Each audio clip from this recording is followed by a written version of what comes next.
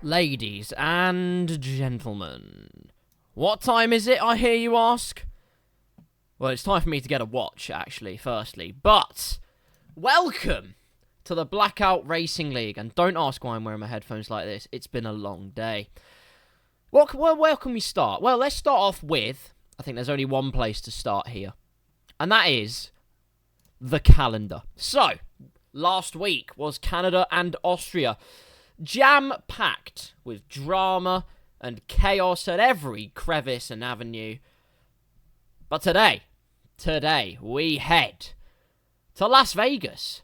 We just raced there this weekend. It was another win for Max Verstappen. If you're shocked, I don't know how you could be, to be honest with you. But then we're off to the motherland. We're off to Great Britain. Greatest Britain. The only Britain, for obvious reasons. Well, it's gonna be interesting, I think. Firstly, because Vegas, it'll be interesting to see how low a downforce everyone is willing to run.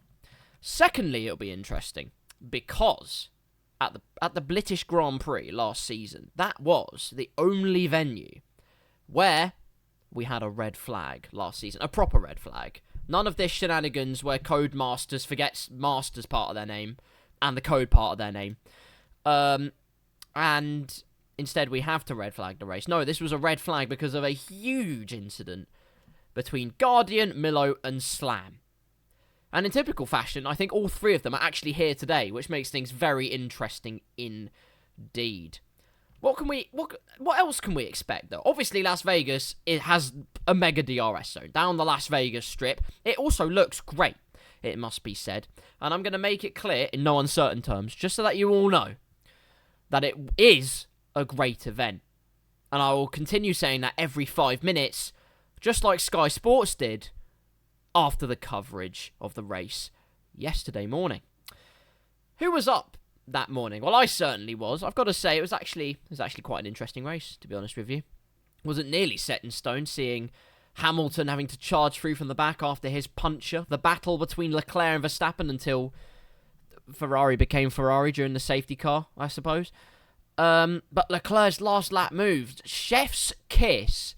That was an absolutely ridiculous move to claim P2. And it leaves Ferrari only 4 points off of Mercedes, who seem to have things really all under control until the last couple of races. I mean, quite unbelievable scenes that are happening here. But we'll find out in Abu Dhabi who takes the crown. You never know who can. People try and predict these things and say, oh, well, I think Ferrari will because they're good in a straight line, for example. Or they'll say Mercedes because, oh, they're pretty good in the lower speed corners. Or something like that. But I won't put any prediction out into the open. Instead, I will indulge in the beauty of the battling, which is happening next weekend. The final gauntlet between Ferrari and Mercedes, now that Hamilton's battle with Perez has gone down the toilet. Through no fault of his own in Vegas, really. I mean, that level of contact, 9 times out of 10, doesn't puncture both cars, but it did in this case, unfortunately for Piastri and Lewis Hamilton. Any unsung heroes from that race? I can't think of any, unfortunately. My brain is too fried, and it was quite a while ago, in my mind, that Vegas happened. My brain wasn't functioning properly at 6 in the morning. All I do remember is David Coulthard, and then every single Sky Sports presenter talking about how great the race was. And like I said, continuing the theme, I will be doing that every 5 minutes, just for your entertainment. Or probably on the other side of the coin, so you can bludgeon me to death. Anyways, though, I'm going to put a tiny bit of music on in the background. Allow the crossfade to ring true. Because we are, slowly but surely, cramming in the parties. I need to spectate, my bad. We're cramming in the drivers here for this race, of which we have various. We have more drivers here than you can shake a stick at. And why would you shake a stick at them? That's very rude.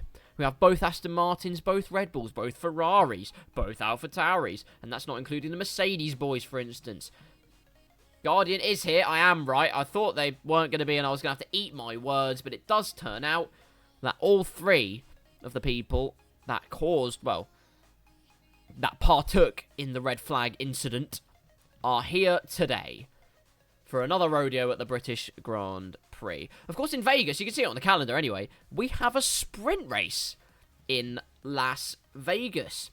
And if we remember the sprint races, it's our second American sprint of this Blackout season. But not only that, it was where Vulcan took a win last season in the sprint race at Le British Grand Prix. In a weekend that was fraught with rain and peril, but also some great driving from pole position for the then Alpine driver, now of course part of the Haas Formula 1 team. Well, I'm going to switch my screen, well, on my monitor anyway, to see what is cooking in the lobby. And meanwhile, once again, I think while we have a little break, I am going to simulate my F1 career once again. So, let's get it up, and let's see what I can do. I'm using this effect. I'm not even going to film it, because I simply can't be bothered. You know what? We're a European driver. Our favourite team, in this particular instance, is going to be McLaren. I think that's pretty good. And unlike last time, where I was in F3 and F2, I'm going to skip straight to F1. I got 5th and 5th in F3 and F2. That's not great. But welcome to Formula 1. We are 2 teams that are interested. Lads, Red Bull are already interested. It's got to be Red Bull, hasn't it? It has got to be Red Bull. Let's see what we're cooking with in the first. That's not great, to be honest with you. We haven't moved up in rating either. In our first season, well, first 3 seasons, we only got 6 poles, 2 fastest laps. I'm going to switch to Alfa Romeo. I think a career move is probably the way to go. And it was. I got more podiums. It's 7 versus 5 from Alfa Romeo versus Red Bull. Again, I'm just checking to see that the lobby hasn't gone to Uzbekistan while I'm here on my own like a wally. My favourite team, McLaren, has approached. I think there's only one outcome for this. We're going to go with McLaren. What are they saying? Well, they're saying I get the same number of podiums. For some reason, that makes me worse despite getting more poles. This feels a bit weird. Clearly, it hasn't worked, so I'm going to go with Ferrari because clearly my career can't get any worse. And we get 6 poles, 4 fastest laps, and 6 podiums. Why does he think I'm so bad? Bro, I'm not that washed. Well, a homecoming to Alfa... It's not even a homecoming, really. I'm the most disloyal Formula 1 driver, and it hasn't worked. I'm still going down in rate. This is not good, ladies and gentlemen. Why is my camera not focusing? Can you focus, please? Thanks. Still hasn't focused, bastard. Right, back to Red Bull then, clearly. I'm retiring at Red Bull. Can't possibly go wrong, can it? So most podiums this season. We're up to a 70 rating at age 39. Not even going to bother trying to manage anyone. Just skip it. Just skip it. I don't even want to know. I got a career high of 72. That's quite terrible. Apparently Australia was my best track, though. Whether that's a good thing or not, I leave up to you. 28 wins, despite all of the plaudits. We got a championship, despite being crap. How's that possible? I was going to say consult a certain world champion, but I think that's quite mean. We got 1,409 points, and of course we're not in the Hall of Fame, which is quite sad. Let me see if the lobby is cooking. The answer is it's not. The stove has been turned on, but other than that, nothing is transpiring. So I'm going to do it again because I'm a cheating bastard. 10 minutes. I'm not even going to film it. We're going to start our career. Our favourite team is Mercedes. We're going to be an Asian Formula 1 driver in loving memory of Narain Karthikeyan. We're going to start our career in Formula 3. To start, I should really be previewing. Basically, all you need to know is that Thanassi did not have a great week last week, by his standards anyway. Did get a podium. He had a drive-through in Canada, actually. Managed to get back up to third, though, in the end. So, kudos to him. He did extremely well. It was Terziak, the pole sitter, that managed to take the win in the end. It was between him and Buck 20, and what a battle it was. My God. All the way until the death, until the dying embers of the race. It ignited, that's for certain. Buck 20 took on one giant earlier on in Thanassi. Terziak was the other one he tried to dethrone. He got a great exit out of the final chicane, but a lack of ERS just could not put him back in contention. It was Terziak with the double dosage of DRS, I think, actually, that got him the advantage in the end. Austria, though, was very interesting. Jamie Tarquin ended up, well, originally taking pole, and then Codemasters had a skill issue. So we redid qualifying. Thanassi took pole position, if I'm not mistaken. And then in the race, it proceeded to be Jamie Tarquin on a charge. And my God, a charge he did. Won it from lights to flag. I don't think it was a Grand Slam in the end. I could be wrong. No, it wasn't because he didn't get fastest lap. But he certainly did a good job of it. That's for certain. Well, I'm going back to this because, ladies and gentlemen, the lobby is cooking. That's right. We are here for more Blackout racing than you can shake a stick. Never mind, the lobby's been updated. I'm going back. So, just going to put it on... Where's the standby? There it is, the standby screen. I found it. Also turn up the volume, because I forgot to do that. Just standing by then. What can I expect? I'm going to make predictions on who's going to win today, based on the lobby that we have. I am going to say Las Vegas will belong to Thanassi. That's what I think. I think he'll bounce back. And then I think Silverstone will belong to Terziak. That, or I think outside shout, I think one of the Aston Martins is going to do it today. That's my predictions, though. And for those of you that know predictions, that I do, they normally go very wrong. So, good luck to those four that I have listed. Without further ado, then, I was going to say we should be underway. Alas, we are not. So, we're going to have to wait just a little bit longer.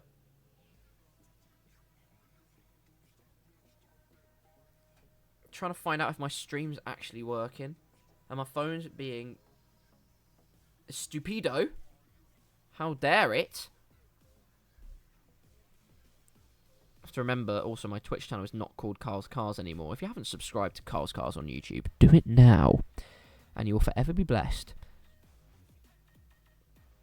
The answer is my Twitch stream is actually working. I'm going to double check that by switching between this mode and the F1 mode, between us and the lobby. What are we saying? I'll find out in a few seconds' time. 18 people, 18 of the finest, now in the lobby. Now that is set to be an absolute screamer. We've got a man called Leica Panda in the Alfa Romeo. That is going to send everyone else's heads into a spin. I was going to say that as if they were Australian, but I don't think pandas are Australian. They are, in fact, well, firmly outside of Australia, to be honest with you. So, I had gaseous gremlins, but I didn't want you to hear them. So, back to the action. Where was I? The answer is, I was here. Hello to everyone that is joining. We're back again with me. Hello. So, Formula 3, I've got ART. That is good news as far as I'm aware. So we're going to start Formula 3 with ART. We got 5th in our last attempt at this. We got 5th again. That's not great, to be honest with you. However, and that was after 2 years as well. God, we're Mazepinning this, aren't we? Campos. No, I've got to start with ART in Formula 2. There's no way. Okay. 1 year. I finished 4th. That is progress. I'm a lower rating starting out than I was in my previous one, though. Which is not great. Who's accosting me? Aston Martin. Go with them straight away. Just seeing. No, the lobby keeps updating. I got 9 podiums. That's a good start. Aston Martin delivering the goods. And so we continue. We can go to Alpine or go to AlphaTauri. I'm going to stay with Aston Martin. I think they're cooking a little bit. That's what I think, anyway. They are not cooking. I got 4 podiums. That's it. Right. It's time for a move then. Haas or McLaren? I'm going to go for McLaren in this particular instance. I think they'll be cooking more. Oh, dear God. What is wrong with this filter today? Is it a complete load of limp-wristed twaddle? The answer to that question is yes. I believe it is. I must have got really lucky last week because... Well, I mean, Red Bull have apparently tried to sign me despite the fact I've done nothing. I got 7 podiums that time. That's good. My rating's up to 62 now. I was on 58. 58, do you know how bad that is? I'm not going back to McLaren because clearly they casseroled my career into an incinerator. And it's clear Red Bull was working out because I've retired out of them and I got 8 podiums. It's the most I've got since my first season with Aston Martin. I'll manage Mercedes because why not, I guess. Checking if we're going in. Ladies and gentlemen, it is not a qualifying. It is not a drill. We are indeed sprinting our way to glory. I got 9 Grand Prix. That is the worst attempt at that filter I've ever seen in my freaking life. We're never doing that again. I've decided we are not doing that again for 1 second. So, that's going to be my connective of the day. So, we have 18 of the finest. 18 of the creme de la creme. And boy, do they taste good. Sorry, that's disgusting. Sorry, I'm going to apologise. Here we are, though. Las Vegas. Certainly the glamorous setting. There you see an AlphaTauri way in the background on the grid. Just so you know, in terms of a sprint race, it is reverse championship order for the sprint race. Unless you're a reserve driver, in which case you get shafted down to the back anyway. Which is quite sad. But we are going to enjoy some cracking racing, I have no doubt. And on a low downforce track, mistakes can be made. Braking zones can be missed. Confidence can be evaporated in the turn of a switch.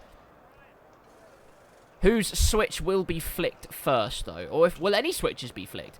That is what we are here to answer. Like I said, quite the race in Las Vegas yesterday. Lando Norris ended up bottoming out, which is what sent him flying into the wall. Quite aggressively into the wall as well, might I add. Which is not very good indeed. He then posted a snap of him in hospital. On a hospital bed. I believe he is fine, though, and has no problems at all, so that is good news. Anywhere else, it was a second safety car because of the damage incurred between Verstappen and George Russell. The two of them made contact. Russell accepted full responsibility. He was in his blind... Well, Verstappen was in his blind spot. He did indeed turn in like he owned the corner. Unfortunately, Verstappen had already mortgaged the apex, and so Russell got slapped with a penalty, which had he not done, could well have been a pivotal point for Mercedes and their constructors' battle against Ferrari. But we will never know, because Russell did indeed turn in and did indeed get a 5-second penalty. However, we wait patiently for the grid to line up. Those that are last end up starting on a corner, which will be very interesting. What kind of dynamic will that produce? 5 red lights! Lights out and away we go. King Didi on pole position, but I believe it's Maximus to get a great start. Look at that, down the inside straight away. King Didi round the outside though. Slam though, no! Retires straight away. And already we have a safety car. Wilco's off into the ether. What on earth's gone on there? Absolute pandemonium up at turn 1. I knew there'd be chaos, but I didn't expect 7 lots of penalties worth of chaos in turn 1. Magico now slapped with another penalty for ignoring the yellow flags. Naughty boy. And all I can say is, what on earth happened there?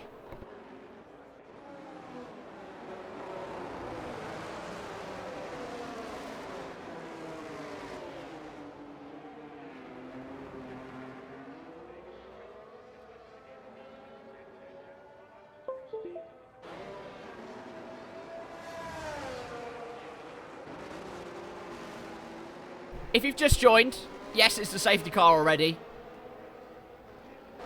What am I feeling? Oh, no! Big Sam, what on earth have you done there? Somehow gets it all crossed up.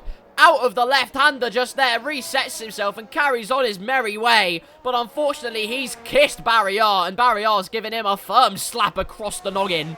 And his front wing end plate has sheared off, and it's going to be a trip into the pit lane for the Red Bull man. Something that is all too common for Red Bull. Oh, sorry, Sergio Perez. But it is a very unfortunate start for Big Sam. I've no idea how on earth he capitulated out of that corner under safety car. But these things can happen in the heat of the moment. Or in Las Vegas' case, the cold frost. King Didi, your leader then, and kudos to him for actually keeping the lead. Rinsing Maximus round the outside. Rinsing's a bit harsh, actually. It was just a great battle. As Dirt comes into the pits, I can only assume his wang has been damaged. And many wang issues here in this race. I mean, it's not exactly appropriate, but it is what he has experienced. It is not a wang issue, though. It's a penalty issue. And it looks like everybody else is going to come in and serve their penalties. Guardian has front wing damage on the front right end plate. Stark serving his penalty. Wilco in as well. It's absolute chaos in the pit lane. Buck 20 gets his nose re-cleaned and off he goes. So that is good news for him. Actually coming out ahead of the Aston Martins, who are shunted down to second last and plumb last. Wilco, though, with needing a nose job, and he'll get that very soon. So, King Didi, like I was saying, keeping the lead crucially for him in this sprint race. Only 6 laps here. It is a proper sprint race here in Vegas. What happens in Vegas does stay in Vegas, and in Slam's case, he did indeed slam his way into the barrier, or into another car. I don't know what happened. I didn't see it. I am very sorry. The Haas driver with the lead, though, and what a confidence boost that would be for Haas to have a victory under their belt. Yes, it would be in the sprint, but it's 8 points towards their constructors' charge and towards King Didi's points tally, which would be very welcome indeed.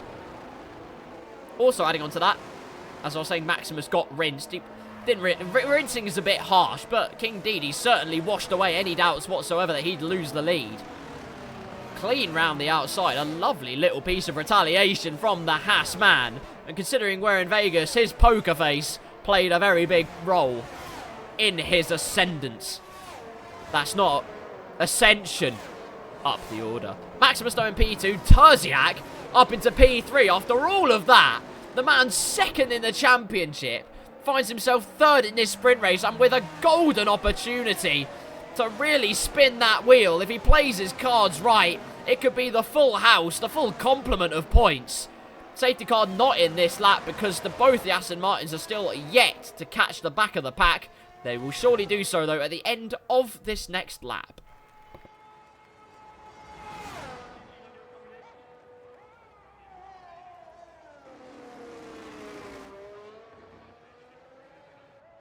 Well, looking at penalties then, and if your name's Magico, it's a terrible day already. 10 seconds worth of penalties, but when the race has hardly even got underway, and considering it's a sprint race, that would only be exasperated in one way, and that's him being shunted down the pecking order at the end.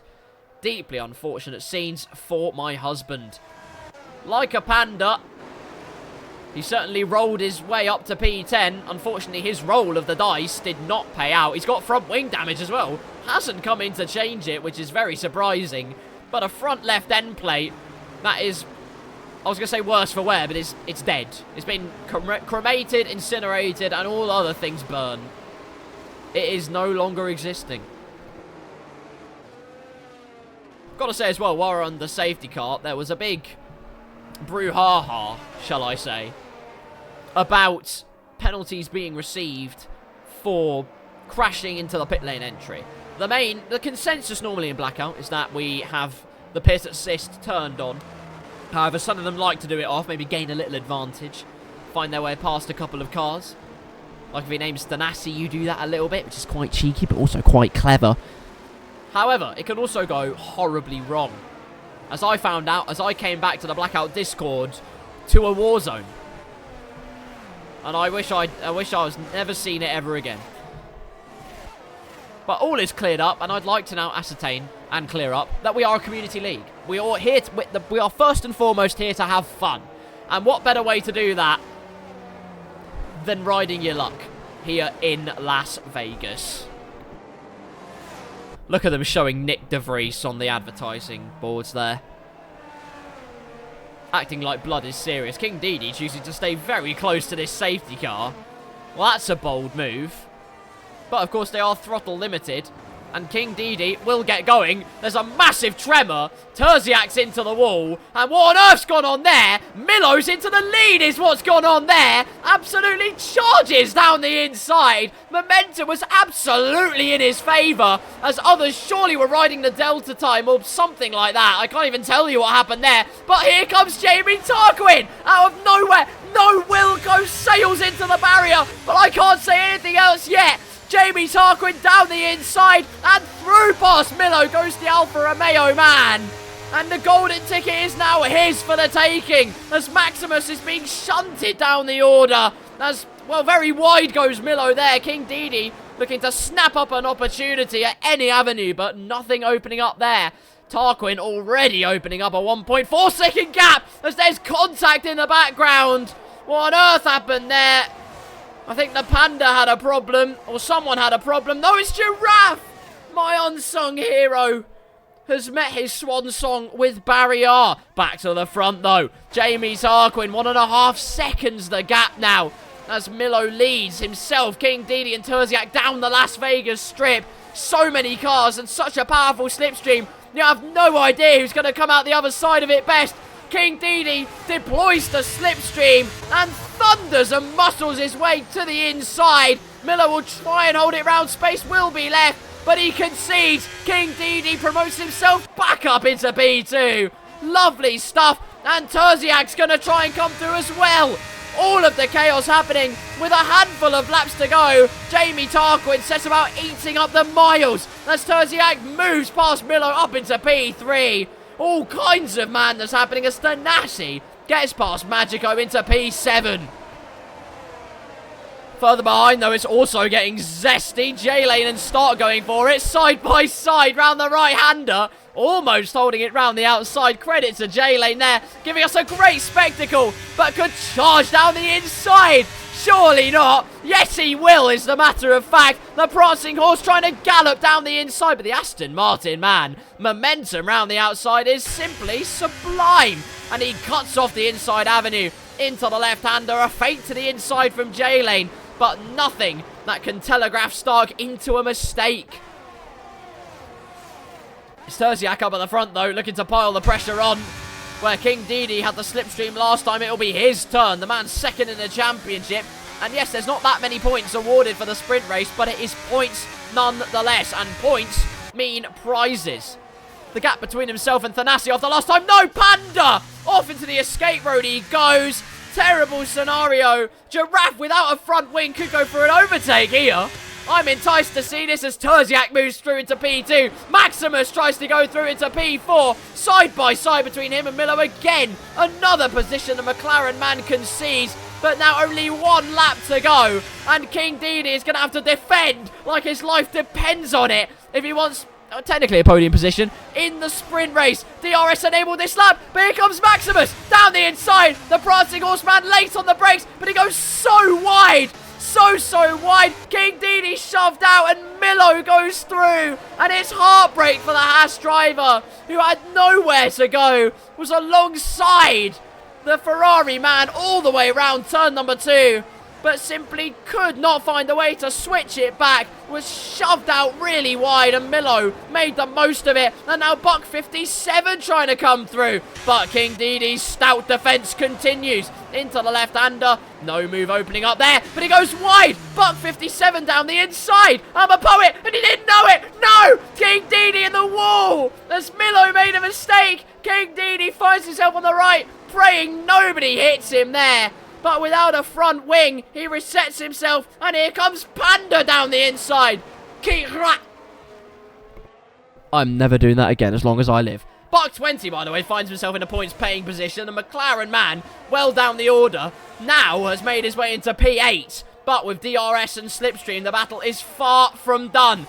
That's the top three. There's a second between them, so no DRS. Of course it's Thanassi. I act like I'm not... Oh, no, Milo's coming through. No DRS for the McLaren man. Thanassi will surely try and hold this round the outside. Into the wall almost for the championship leader. It's getting very grisly between the two of them. But harsh racing all the way through. It's Thanassi with more battery. But it's Jamie Tarquin who wins the sprint. Terziak makes the most of his finishing position. Well, starting position, but makes the most of the overtakes to come home P2. Maximus does come home in a podium position in P3. The grisly duel between the dynamic duo of Thanassi and Milo. Why are they a dynamic duo? I couldn't answer that for you. But it's P4 for Thanassi, P5 for Milo. And then I've got a short-term memory, so I can't remember what P6, 7, and 8 looked like. The answer is Buck 57 was there somewhere, I think. There he is in P6. Buck 20, by the way, made us up into P7 in the end. My goodness me, so it all happened on the last lap, was in P8 for that final points position. Stuck in Aston Martin, kudos to him. Avoided all the chaos, made the most of the moves, almost getting in the points in the end, but it was not to be for the Aston Martin driver.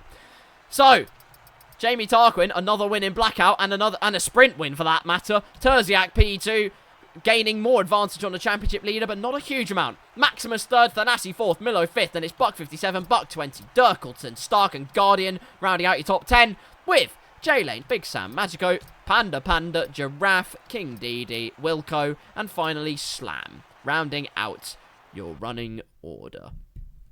Well then, that was the sprint, and the sprint, of course, sets the grid for the race.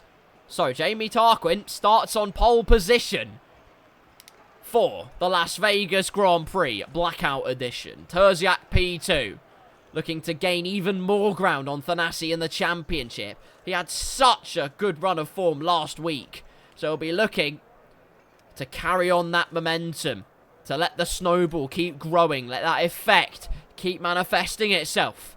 That's certainly what he'll be hoping. I don't really give Thanassi his flowers enough. Just to be quite clear, I don't hate the man. And I really don't dislike the man at all. He's actually a great guy. And also, he's a great driver. And I think that's all you really need to know. So let's put that debate to bed straight away. There's a reason he's leading the championship. There's a reason he won the championship last season. Because he's pretty damn good.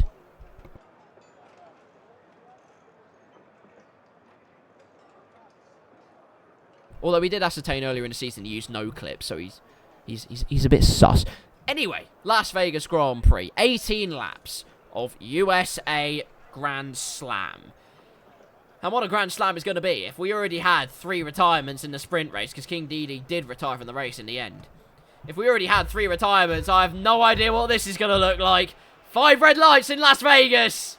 Lights out and away we go. Jamie Tarquin leads from pole on the soft tyres. Strategies all round differing. Then Jamie Tarquin leads into turn 1. Bit of contact between the Ferrari and the Alpine. And Thanassi's down the inside. Already on those soft tyres, making the most of the grip. Finds the purchase. And up into P2 for the AlphaTauri driver. Jamie Tarquin, though, already with a seconds gap. As things get very frosty behind. Stark already up into P6 against Buck 57. But breaks very late indeed. And almost in the wall. Somehow avoids it, but he's going to lose the whole host of positions. No, Magico! No! My husband, what have you done? Into the wall on the left. Surely took a bit too much speed. Or maybe had a collision with the Panda Man. As it looked like he'd thrust into the back of him. I have no idea what it looked like previous to that. But it's no consolation as to whatever I think happened. Magico is already out of this race.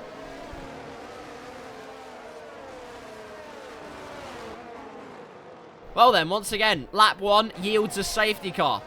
Running order then, Jamie Tarquin P1 in the Alfa Romeo this week. Thanassi in P2, Maximus P3. Terziak in 4th with Buck 20 in 5th. It's roles reversed for the Bucks, bringing the Fizz's number 20, but 57 certainly is bringing quite a bit of Fizz himself, as English eludes me. Milo in P7, J-Lane in P8, clearly going for a race down the Las Vegas Strip. Down the inside. No, it's a safety car. Williams, though, 9th and 10th after all of that. Stark demoted down to 11th after his late braking attempt. Didn't pay off. But he will remain close to the outside of the top 10. As in comes Jamie Tarquin and Thanassi. Now, that's very interesting indeed. Out goes the Alfa Romeo driver. Out soon will go the Alpha Tauri driver. Out into the race in 14th comes Jamie Tarquin as Panda Man and Slam come into the pit lane for some nose jobs and penalty servings if you're Mr. Panda. Wilco also already with a penalty. Right, Stark, what have you done? Oh, no! What the hell's happened to Stark? Crashing out on the right-hand side. What on earth has happened there for the Aston Martin driver? Or perhaps more reasonably, he just didn't want to race Vegas, and I don't really blame him for that. But still, drama here on lap number 2. As Stark either losing it by himself or some other misdemeanor happening. Whatever the case, that's 2 retirements in this race now. Luckily, the safety car is already out. Or they can have 2 safety cars line astern, see if they can get them both around the track in formation. But dearie, dearie me. Only 1 Aston Martin remains then. I said Wilco had a penalty. Stark's penalty is that he's been sent to the Shadow Realm.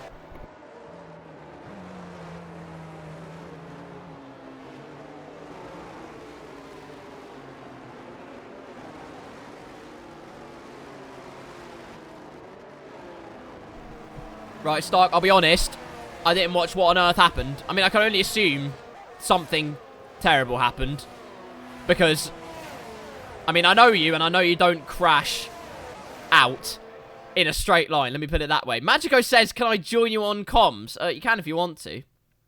I've joined a Discord channel, so if you want to do it, you can. I've never had a co-commentator. I haven't had one since Ivory. This is great. Stark, you can join in as well if you want to. 3-person commentary team. It's just like Sky Sports, only better. Hello there, how are you doing? Hi, Mike. Good. I'm totally pissed off. Yeah, I can imagine, I can imagine. Debatable whether I'll join back for Silverstone. Thank you, I appreciate that. My YouTube channel probably isn't clean, to be honest with you, but we'll gloss over that.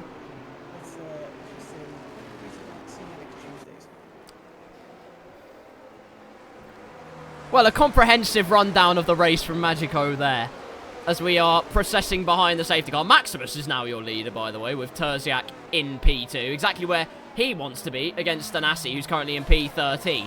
Of course, it's a bit of a gamble here, depending on whether you want to go for that pit stop straight away, or try and, you know, duke it out, wait for it. That's correct. I'll put a mic more to my voice. It's a bit further away. Don't worry. That's because my desktop. That's because my desktop audio is in Narnia. I've now fixed that. Thank you, wise man. Fix my audio issues. There we go. Right, everyone. For those. Retired? What happened? You just not finish. What's that? Sorry. Wilco's retired. Yeah, Wilco's retired as well. For somehow. I guess he was just done with Vegas, and I don't blame him, to be honest with you. But there you go. Oh, thanks Stark as well, I didn't even see that. Right, everyone on the Twitch and the YouTube, firstly, welcome. It's good to have you on board. Secondly, if you haven't met him, you sure as hell have now, joining me in the commentary box. He has retired from the race.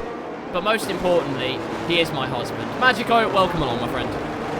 Hello, wife. How are you? I'm sublime, thank you. Anyway, yes, processing behind the safety car. Did you watch the Las Vegas Grand Prix? I did, and I thought it was very enjoyable. It's one of the actual races I didn't fall asleep through. I thought it was quite enjoyable as well, because I thought it was all going to be for aesthetics, and I was proved very wrong, thankfully, which is good news.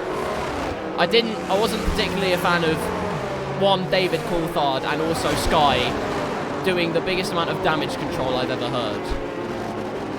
Because they needed to make sure that you knew Vegas was a great event after what happened on Friday. Not that I disagree with them in the end, but it's just quite annoying damage control. But there you go. That's my opinion. It was a good race though. Restart. Here we go. Maximus controls it. When does he pull the trigger? The answer is I have no idea. That's up to him. The answer is right now, and we go racing again. Here in Blackout in Las Vegas. Buck 20's all over the back of Terziak already. Lots of jostling for position behind. Maximus is in a world of his own, though. Currently out in front. It's the two Williams boys that are swapping positions. Guardian ahead of Dirk. Meanwhile, it's all pretty in formation from there. The question is, what will Jamie Tarquin and Thanassi do? Well, Jamie Tarquin's alongside the Haas. That almost got quite frosty. Settle down, gentlemen. As down the inside, Jamie Tarquin will send it on the Haas car. No, bit of contact as King Didi turns a little bit across. But in the end, Jamie Tarquin will get past and up into P11. Now it's Thanassi who will go on the attack. Not a corner you want to be aggressive in, as I found out. Well, super people do. Maximus already with a second's worth of gap. Wow, that man is unrivaled. You know what I'm going to do while I'm here? Because just my audio is in absolute bits. So I'm going to turn down the master volume to like 5. So if you can't hear the cars, I apologise. But it means I can hear my husband, so I don't really care. So, down the strip we go. Maximus has a second's worth of gap. Here comes Thanassi on the Haas car. Rocketing past, using the slipstream, sucking it up. Disgraceful. Stop that. Oh my god, King Didi out of nowhere. Thanassi doesn't even see him coming, I apologise. Massive contact, however, no front wings damaged, only pride. Only pride. Down that strip will be a few overtakes like we see in the race, hopefully. It'll be quite interesting to see how many overtakes do get done down that main strip. I can probably guess about 60,000. It wouldn't surprise me. If AI racing is anything to go by, as Big Sam comes into the bits for a front wing change. Oh, teammate, what are you doing? It's a scathing report from the man in the comms box. I can't say much. The one driver's already in the comms already. This guy from my team is in the pits. We're going to have a Red Bull bonanza in the commentary box as Jamie Tarquin gets past Giraffe on the same corner he did it to King Didi a lap ago. Down the inside he goes. I have the most useless camera angle I've ever seen. But when push comes to shove, Jamie Tarquin promotes himself into P9 and Guardian is being absolutely hounded. His diffuser has never felt more nervous in its life. And that's saying something. I think of other battles in the... I think of J-Lane and Miller quite close together going down the strip right now. Yes, Miller outside of DRS range, well spotted. It's J-Lane and probably Dirk. Granted, I don't think DRS is enabled just yet, but it will mean a big amount of slipstream for the Ferrari man, and he's absolutely rocketing his way past. Call him Saturn V because he's sending Milo to the moon. Down the inside, he's not even alongside him. It's a clear-cut move from J-Lane in the Ferrari. Ferrari now 1 and 5 in this race. That'd be quite a point all if they can keep it like that, but we do have to remember Jamie Tarquin now past Guardian, courtesy of the Las Vegas strip doing its job, and Thanassi currently in P11, but keeping a watching brief move on Giraffe. Zeus. Round the outside. Oh, Giraffe down the inside. It could get tasty here. Like I said, Thanassi keeping a watching brief, but Giraffe does get past Guardian for the time being. And Zeus on Haas must have pitted from the safety car. Do you think he's all the way with those Haas tyres? I think definitely with the hards. It's Jamie Tarquin I'm interested in seeing because he's on mediums currently. I mean, I imagine he'll try and go for the one stop, but even so, yes, he'll have the purchase towards the beginning of the stint, but towards the end of this race, those mediums are going to tank, surely. Oh no, J-Lane, no, we just sung your praises after you overtook Miller on the previous lap on the strip. Now he's been... Oh, good Lord, Guardian's had a bit of an incident behind as well. All kinds of chaos and pandemonium happening behind. As I was saying, though, J-Lane stripped of what was P5 in this race. Milo now back up there. It's Dirk that will look to go on the attack. Milo wide into the escape and he's in the wall. No, clumsy from the McLaren man. And Guardian, well, follows him in sympathy, to be honest with you. Yeah, Guardian's just... I don't know what Guardian's up to, but yeah, Milo taking through... going deep into that corner, almost lost the, almost crashed out with that. We've seen Speeds going into the wall like that, and he can crash out. So it's a bit of wing damage and pride issues, as you would say. He met Barrier, but all that good work is now scattered. Absolutely, and you know what he did there? He did a great example. They don't do it on a driving test anymore, but he did a perfect example of the 3-point turn. That is true. And really, in my eyes, he's a winner. But he is in P14. Terziak, however, is on the move. And by on the move, he's well within the DRS of Maximus as Thanassi and Giraffe are fighting it out. Words I thought I'd never hear say. Wow. Thanassi with a massive power slide there. Go-karting on this track. Absolutely no purchase whatsoever. It is literally dancing on ice. Which, given how Las Vegas' climate currently is not that inappropriate. But 20, though, is keeping a watching brief, albeit going... just a little bit deep. I was going to say going further towards Turkmenistan than the apex of that corner, but Terziak is the man to what? No, Panda, what have you done? Oh, he's gone. One absolutely shambolic showing. He is, well, he's crashed out of turn number 4. Well, apparently it's turn 4. I think it's turn 3, according to the map. But anyway, whatever FOM think, because they have skill issues, it doesn't really matter, because the point is Panda is now out of this race, and we have a second safety car. And now, if you're Jamie Tarquin and you're in P5, you're laughing, surely. And, well, Thanassi, I guess, in P8. But do you stay out or do you re-pit? Because now, the others around you will have the fresher tyres. A bit of a strategy game developing now, here on lap 7. This is, because if you're on the soft, straight change, you think mediums behind 3 laps of the safety car. So 8 laps on mediums, I think you should be able to do quite fine. It's the soft runners. Do they go onto the mediums or the hards? And the hard runners, do they switch back off the hards and go back onto mediums? That is the question. My computer's had another skill issue. Get in the bin. Bins aside, someone who's definitely not in the bin is the leading man, Maximus, but I can only assume it's going to be absolute carnage unfolded in the pit lane. No, it isn't. No, it isn't. Maximus is straight in and out, like nothing even happened. Terziak also in and out, and so is Buck 20. The top 3 have absolutely finessed this. And indeed, Jamie Tarquin is in, and indeed, Thanassi is in as well. So, clearly, well, what would have been an incredible advantage had there not been another safety car is completely eroded, although not by much, because Jamie Tarquin now goes on to softs, and yes, he does have a couple of laps behind the safety car, but if it's coming in, I would guess, hazard a guess, lap number 10.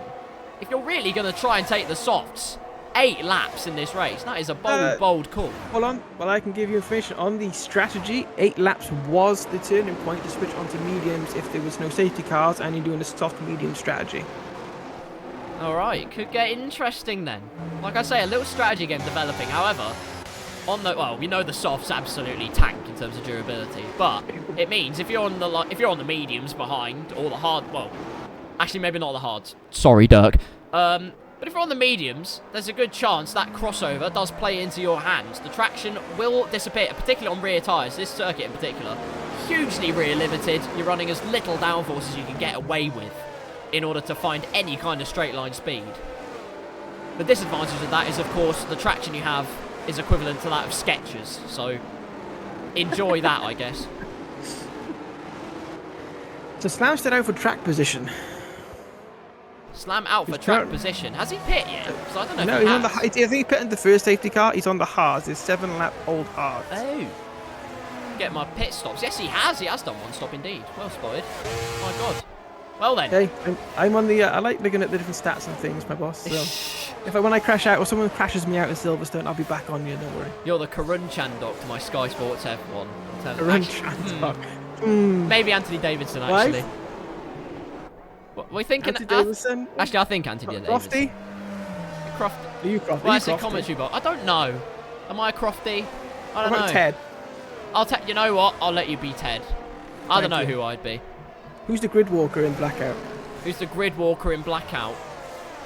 Who's Mr. Brundle? Well, I do the live stream, so I guess me, but I don't really walk on the grid. I just float above like a ghost. Like an angel. Exactly. Well, thank you. Thank you. Thank you, husband. Milo into the pits again. And I can see what he's doing here, because he's already pitting to come and get some soft tyres on. Now he's going to pit again and have fresher tyres than everybody else. So it's a 3-stop race for the McLaren man. Luckily, their pit stops in-game reflect their pit stop performance in real life, which is very good. Out of the pits comes the McLaren man. What was looking to be a very promising state of affairs has actually eroded quite a bit, to be honest with you. Milo now down in plumb last. Yes, he's got the freshest tyres out of everyone else. But what was 5th place, what would have been 4th and 5th for McLaren, has turned into, well, if you're Milo, depression.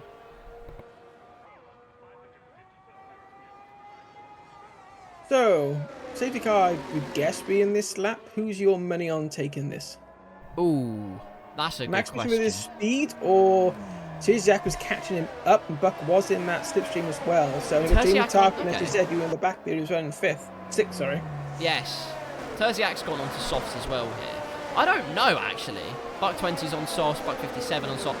All of the cars from 2nd down to 6th are on softs, and then you get to Dirk, who's on the ice cubes, and then Giraffe, who's on the mediums.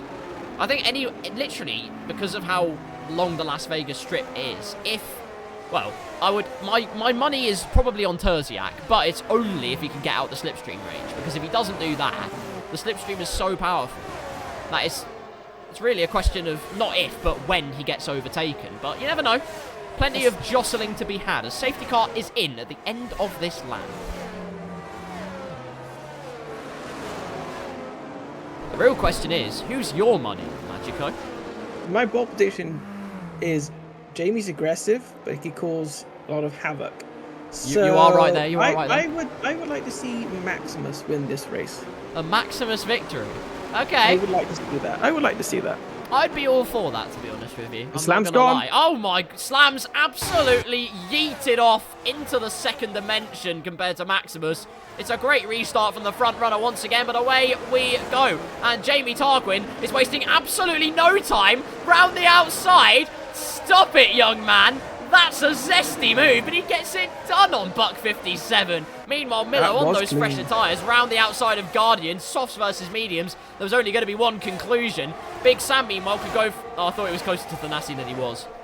Anyway, where is Thanassi? He's trying to go for a move on J-Lane, and he's not going to make it happen for the moment. He's on the mediums, though. So, he's gone for the longevity instead of the pure pace from the outset.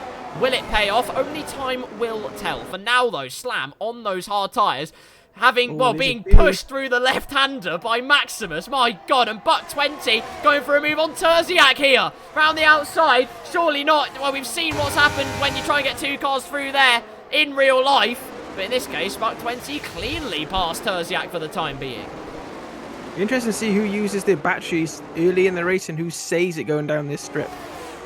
Thanassi made the move on J-Lane, but it looked like J-Lane had a massive clout with the wall, and he has indeed bounced off it, and the front right end plate has gone off to Kyrgyzstan, to be honest with you, as Milo now going to make up another position. Well, inherit it anyway, because J-Lane I doubt will stay out, but Milo already up 2 positions, soon will be 3.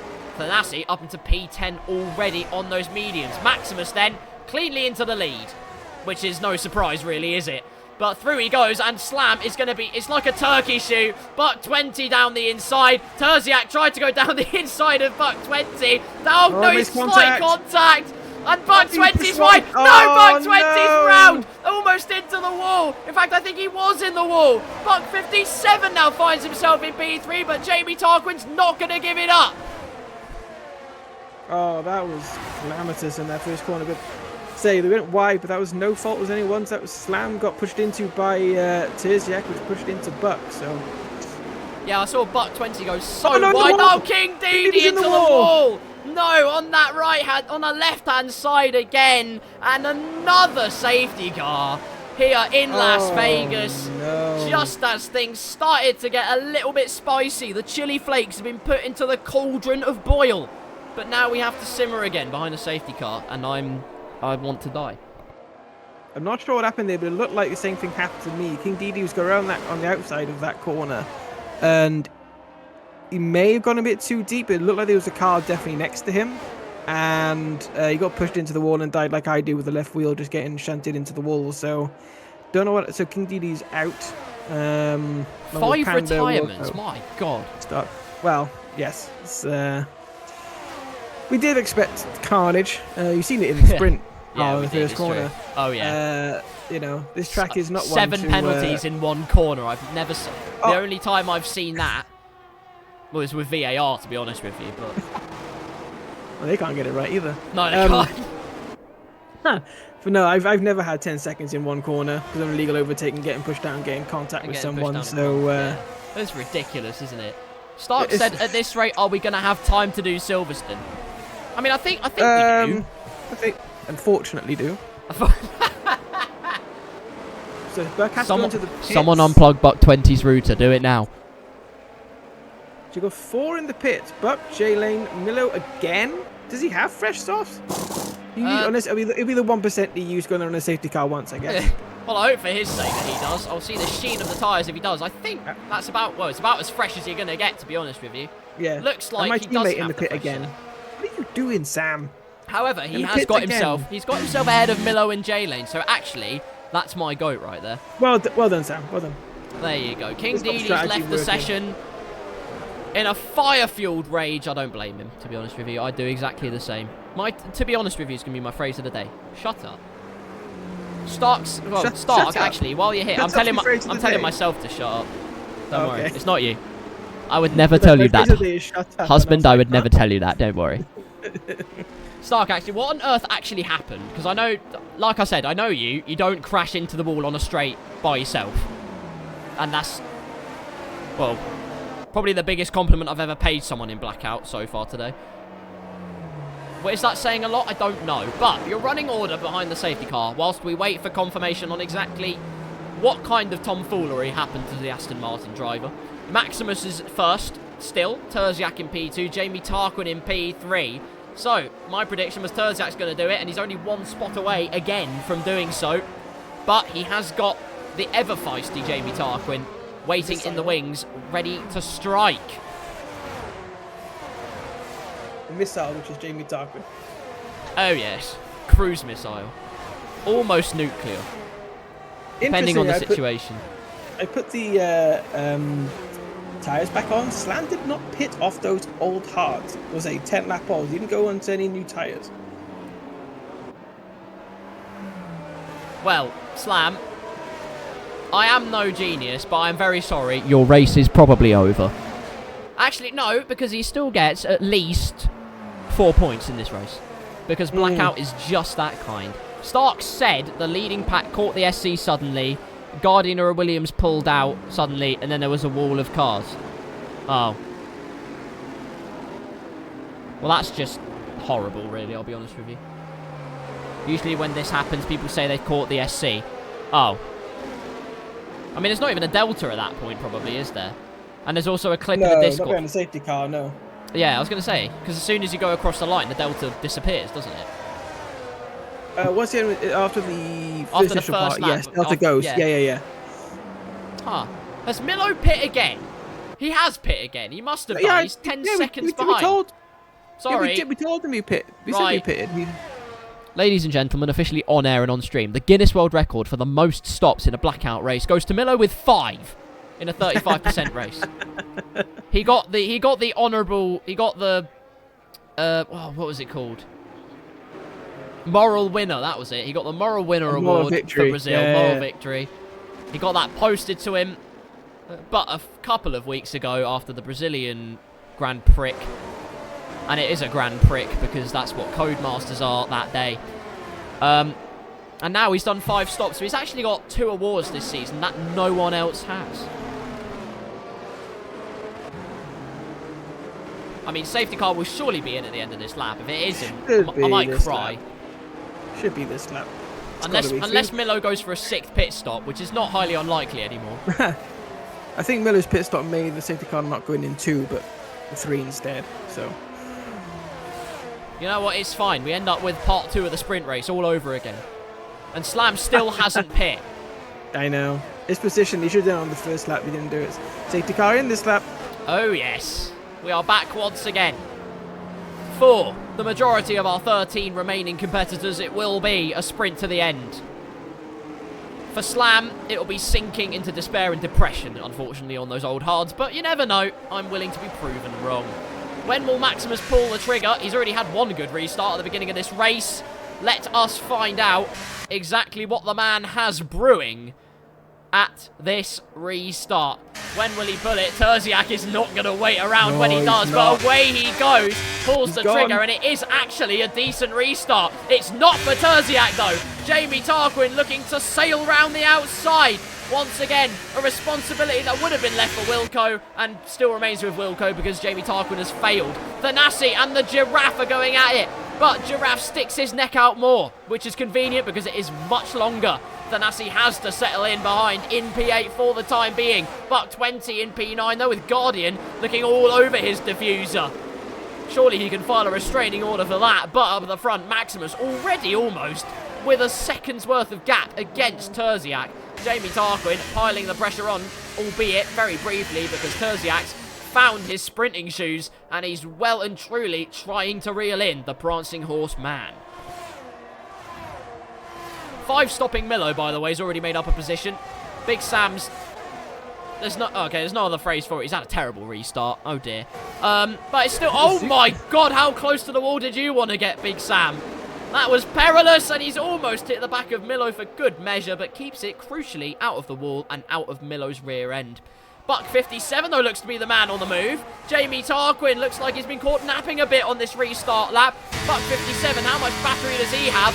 Enough to sail past, but the reuse of the slipstream from the Alfa Romeo driver, surely down the inside. No, he doesn't. Actually, it's Buck 57 almost getting pushed into the wall. As well, Mercedes man Slam is almost in the wall. It's all happening. Yes. Oh, no! Massive accident for Buck 20. Both McLarens have had a moment. Milo manages to avoid the wall, but it's devastation for Buck 20 into the pits, and Lord Voldemort will welcome him with open arms. It looked like a Mercedes bumped into the wall and then bumped back out into Buck, and Yusha's the bystander. He just couldn't do anything about it. So there was more contact between J-Lane, Giraffe and Guardian. God, it's all happening down in the midfield, getting very, very feisty indeed. A little bit of frost descending. Like I said, very convenient, but perhaps not the frost we were hoping for, as Guardian's making very icy movements. Well, Milo made almost an icier movement by sending Guardian to the Arctic Circle, but luckily that didn't happen, and they all carry on their merry way. The battle up at the front, though, I'm briefly watching as Jamie Tarquin has Buck 57 and Dirk right on his case, but it's Terziak trying to find a way to catch up to Maximus. Maximus with a lot less battery, but for the time being, almost a second ahead. If you can break that DRS and then after the next lap, I think Max should be in a good position to win this race. Absolutely, as meanwhile behind, I told you Slipstream was going to be powerful. We told you Slipstream was going to be powerful. What on earth's happened there? Guardian has found Barrier is the answer to that question, because his front right end plate has said goodnight, Irene. Terziak only 4 tenths behind, using the slipstream again is Jamie Tarquin. So without that DRS, that's your secret weapon. No, Maximus! No, what's happened? He makes a mistake out the left-hander. Front left shin clean off. No need for a safety car. There's so little time to go, but it's a gift. An absolute gift for Terziak, who finds himself just casually 4.2 seconds in front.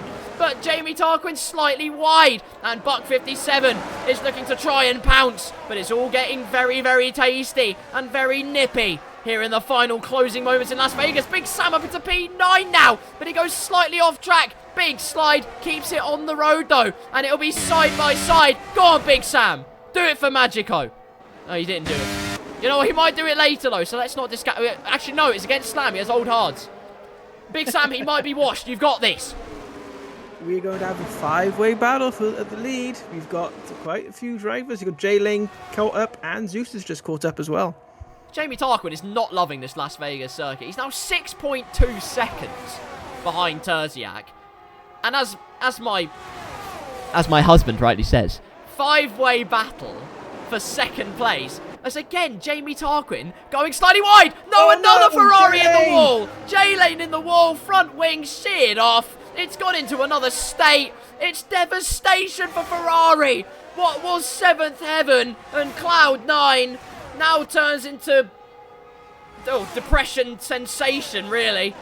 As Dirk now moves up into P2 for a brief moment. But here comes Buck 57 down the inside. Late on the brakes as you like. But there's... oh no! What on earth's happened? Buck 57 in the wall. He's made contact with Milo. Giraffe goes through the middle, finds himself in P5. He's like, where's that come from? Well, I'm sure he won't turn his nose up at that anytime soon. Jamie Tarquin trying to find a way past Thanassi, trying to dive down the inside of the medium shodden runner. Can't make it happen for the time being. DRS will be his, though. Terziak with a 7.7 second gap out front is absolutely laughing as Milo moves past Buck 57 into P6. That is some fantastic racing so far. Everywhere you turn, someone's either going into the wall, making an overtake, or going past each other down the street. Oh no, J-Lane in the wall! J-Lane just hit the wall! No, What's he happened saw there, that right there. It was the same corner there, but it's a mistake he made all on his own. Just took too much speed in without that front. Oh, I think it was without that front wing anyway. But even so, couldn't make the corner. Buck 20 sliding about like mad, by the way. But he finds himself now in P11, which is, well, it's no consolation really for him. But I'm sure he'll happily accept that after what happened earlier on after the restart. And Jamie Tarquin's got a penalty? That's Giraffe with a penalty. It's Giraffe. It's Giraffe. Giraffe with a penalty then. Milo doesn't really need to get the move done. It's Thanassi, though, going for P2. That's the big one to watch. And with DRS, I mean, it was a foregone conclusion, really. It's Jamie Tark. Oh, no! Massive accident for Milo. What on earth happened there? Looked like he bumped into the side pod of Giraffe. I have no idea what on earth transpired. Just seemed to bounce off the side pod. What on earth's happened now?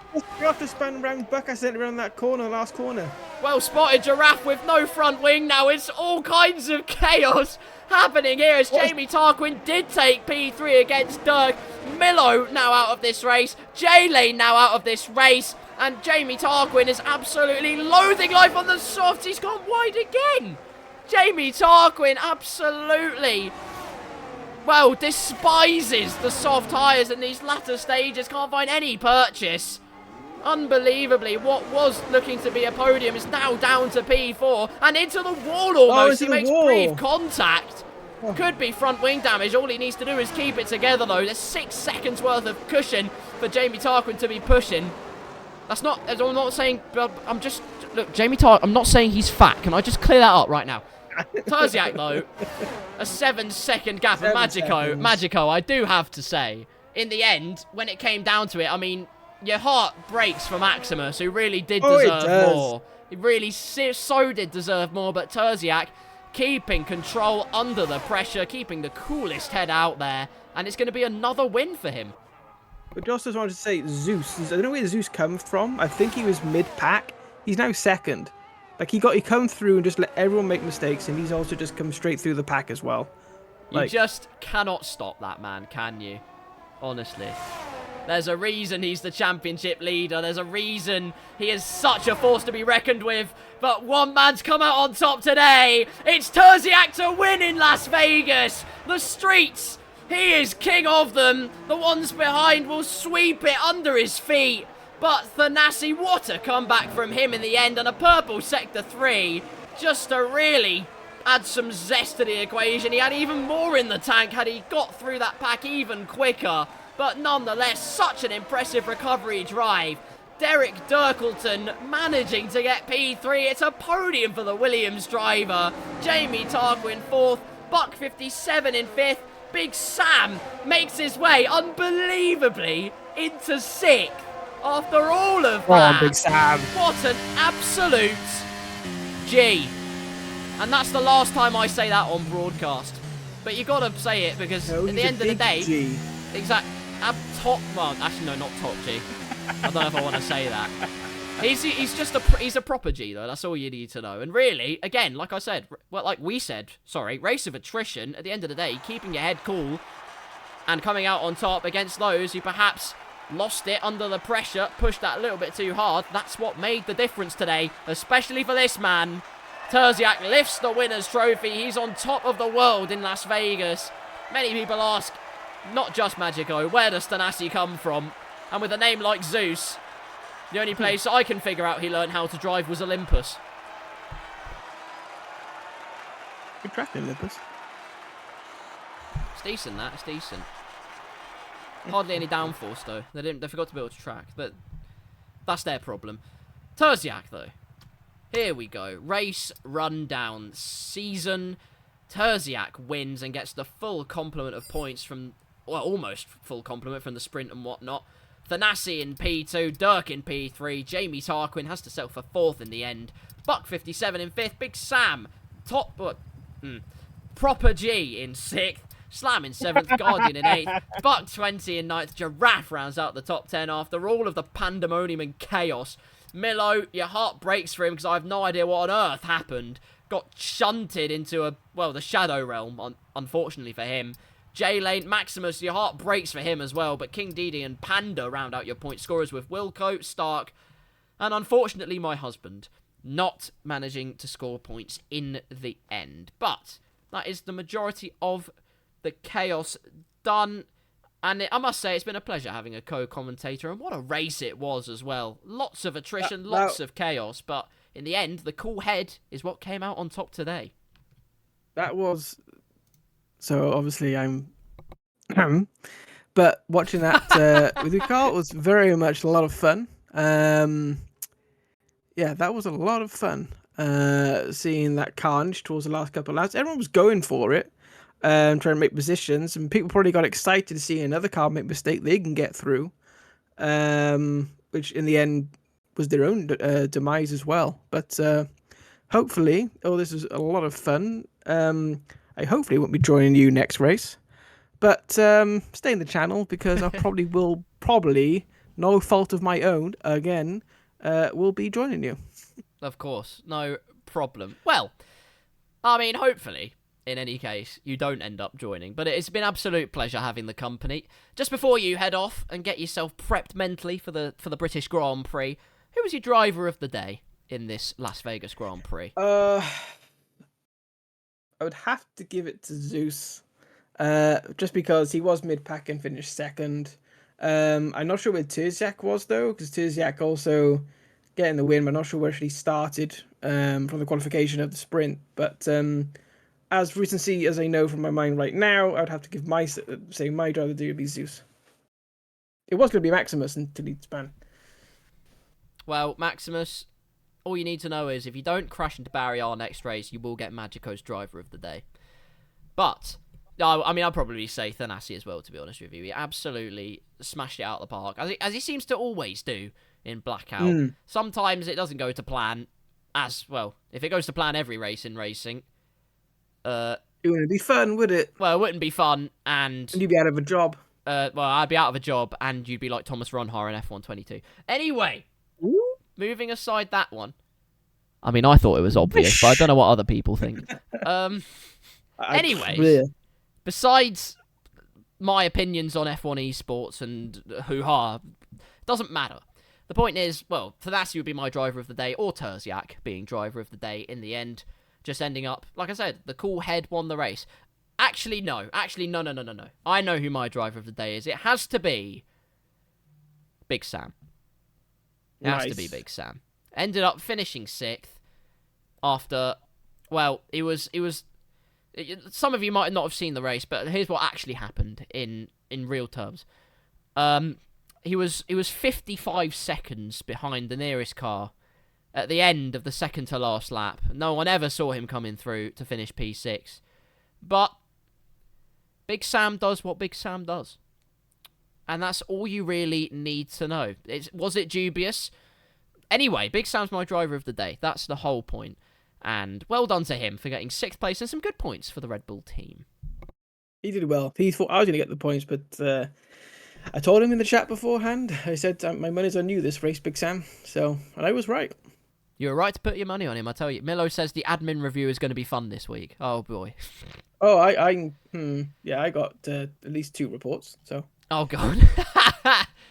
Right, I am going to, quickly, while we're on here, I'm going to, oh, it's me, hello, I'm quickly going to, if I can find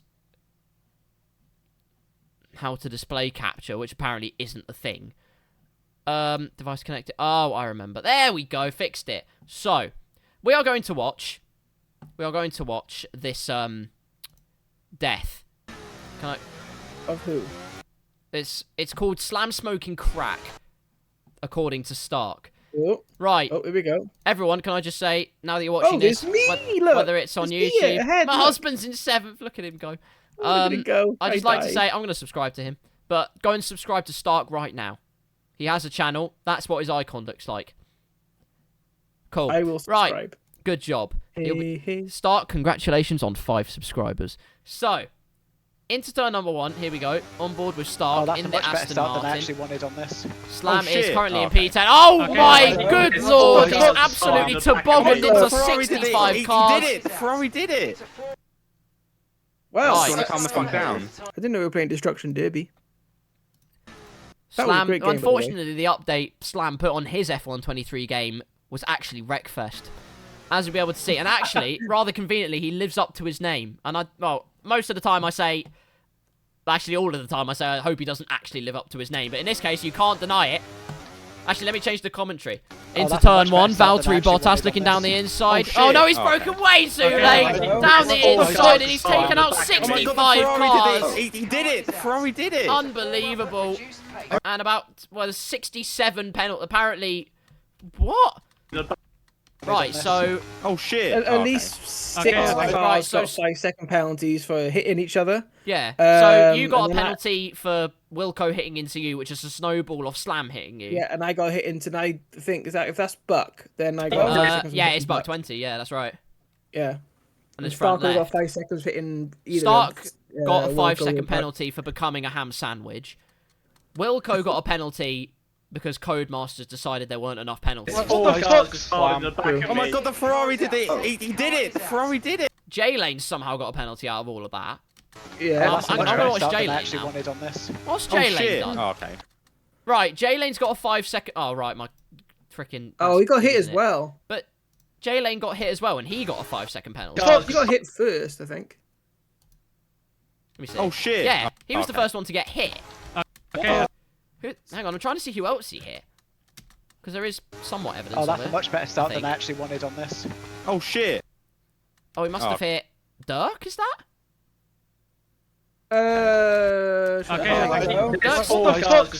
Dirk seemed to get away pretty scot-free. Oh my God. The Yeah. Well, I think Panda Oh, got shit. thing as Okay. well because only Panda because when you go around that corner, I have an illegal overtake which doesn't last till at the end, and then I got another 5 seconds. We're not giving the place back to Panda. Then Panda slowed down and gave it back to me. So I had 10 seconds and like no fault of my own. The game just gave me like an illegal overtake on Panda. I don't know where he was off track though. I have to look on my Yeah. own stream back and clip it. J-Lane said, Slam destroyed my rear. I don't know what to tell you, but that is hugely inappropriate for this stream. Keep that language out of here, please. But it is a pretty accurate description of what happened, so I'll let you off. He destroyed... He he did a Bottas. He tobogganed about 8 cars, but there you go. Right, well, apparently 4 minutes until we get underway for the British Grand Prix. Do we predict chaos at the British Grand Prix? That's the real Yes, question. we had red flag last season, Carl. Oh, yes, we did. I know we did. Big old... Thanks, J-Lane, for linking my Twitch. Turn 1 was absolute madness. You can say that again, Milo. Can I ask as well, while you're on the chat, there's 8... Hello, 8 of you. How's it going? Hey, everyone crashed. Do you know what? Unfortunately, I was looking right at the front, so I missed it all. I was streaming, Milo. I'll look back on my own VOD when I was commentating, when I was looking at different cars, possibly to see if I caught anything else, and clip when I can. Yes, do that. And we'll all have a fun time reminiscing on... I was going to say the good times, but if you're... Well, anyone at the first corner of the sprint race, you'd rather forget it. All in the name of content. Well, probably wasn't what you had in mind, but... It's what happened anyway. Stark and Wilco haven't rejoined. I don't think they enjoyed Las Vegas very much. I don't know how I can tell. Let me get a setup from thingy. Literally, my whole F123 meta is just time trial setup and vibes. Turn 1 Silverstone is going to be... Oh, no, they have gone. Oh, they're not in the lobby. Just in the voice chat, they are gone. I think Wilco's back. Yeah, Wilco's returned. Stark's Stark's there as well. They're both there. They've both Okay, returned. Okay. Las Vegas is put False behind alarm. us. Can I ask, Miller, I assume you're listening to this. Can I ask, what on earth happened between you and Giraffe down the Las Vegas Strip?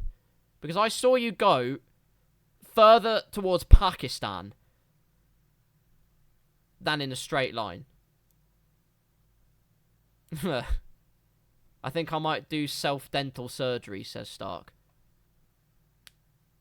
You know what? You'd save yourself a lot of money if you did as well, so that's smart.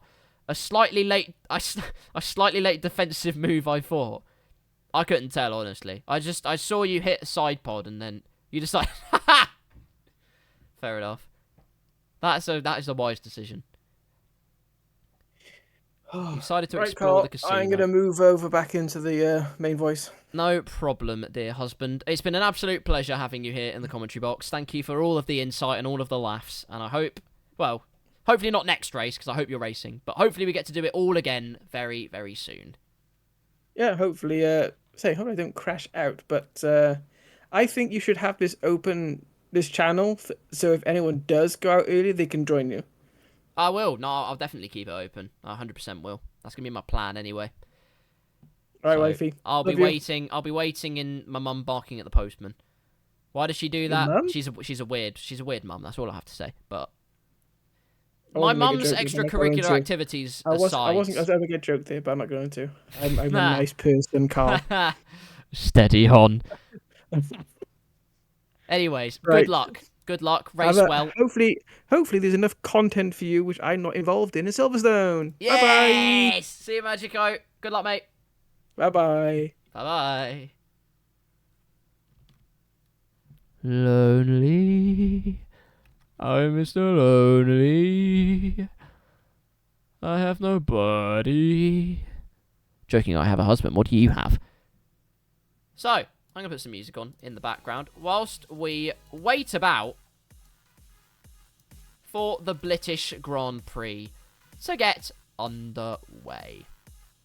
Once all the sound issues were sorted out, I mean, like I say, it's an absolute pleasure having Magico in the commentary box with me.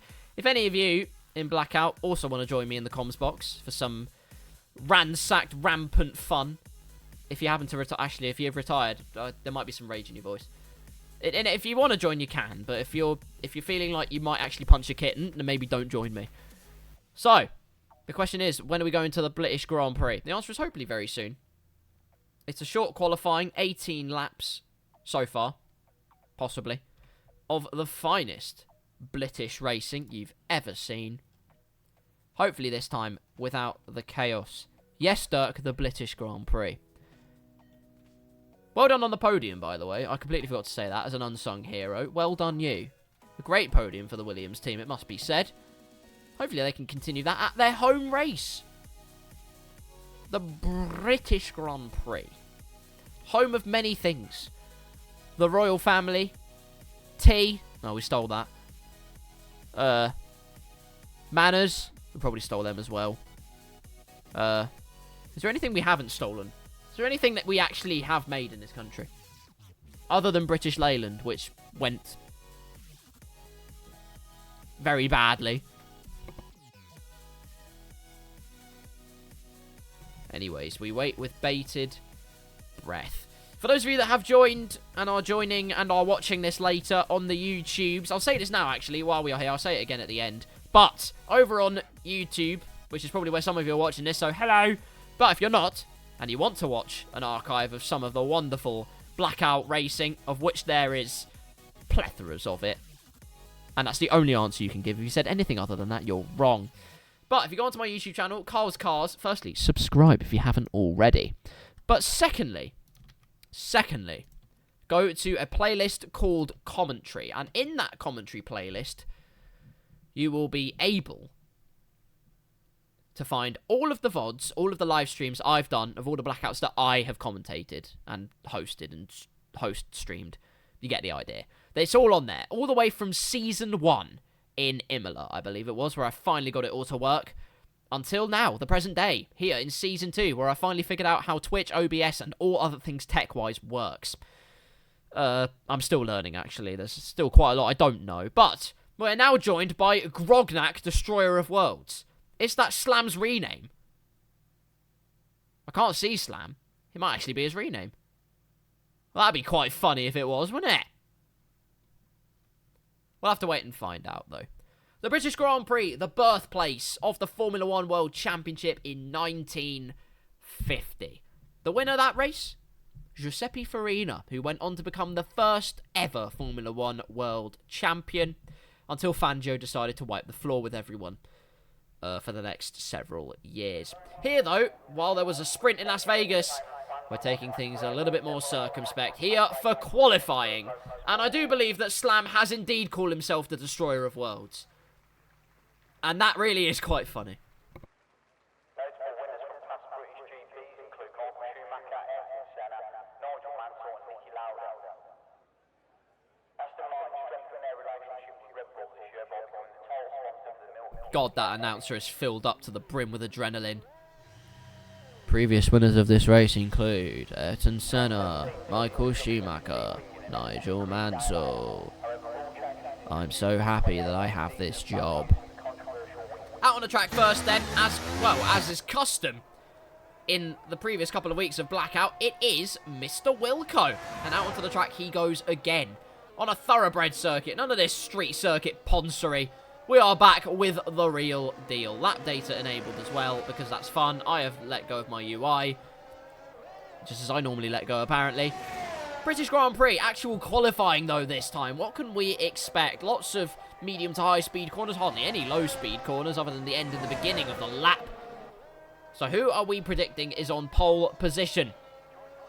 Well, it's probably, if we're being realistic, it's probably between Thanassi, Terziak, and Mr. Jamie Tarquin. However, it could be an outside shout. You never really know in this game of Formula 1.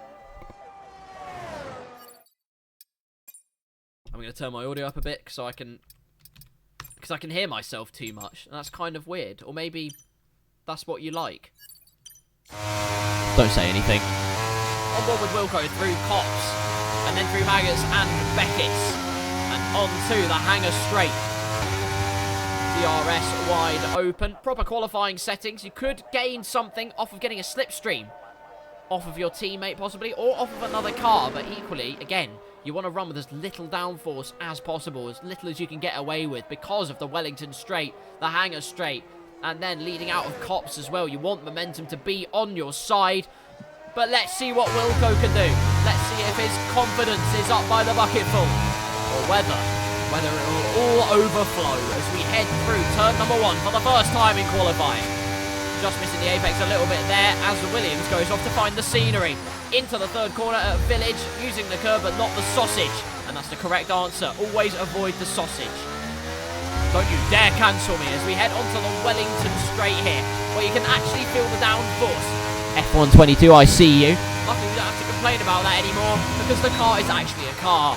Through into the left-hander then, a little bit wide, trying to find that, the tyres ripping into the bitumen, biting their way through, but just not finding it at the right moment. Understeering all the way through, but out of Luffield, nice slingshot as he heads over towards Cops. Is it flat out?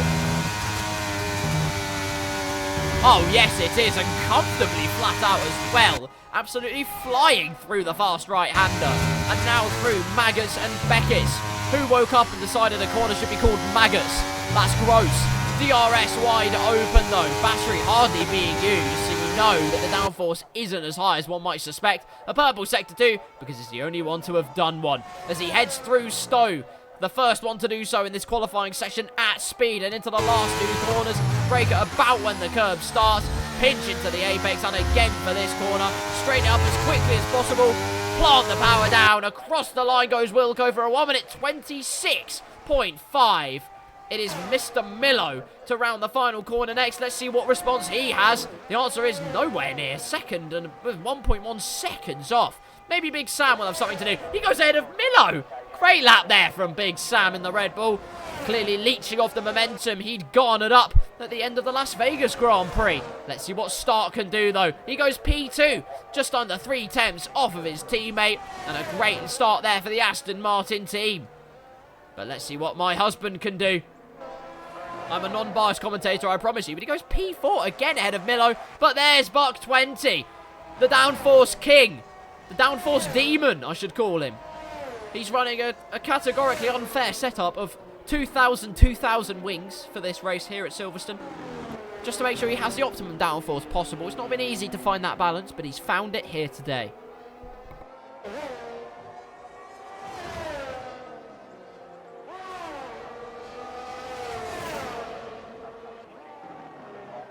Other drivers to cross the line then. Maximus, I doubt that's representative as he crosses the line and goes into P7.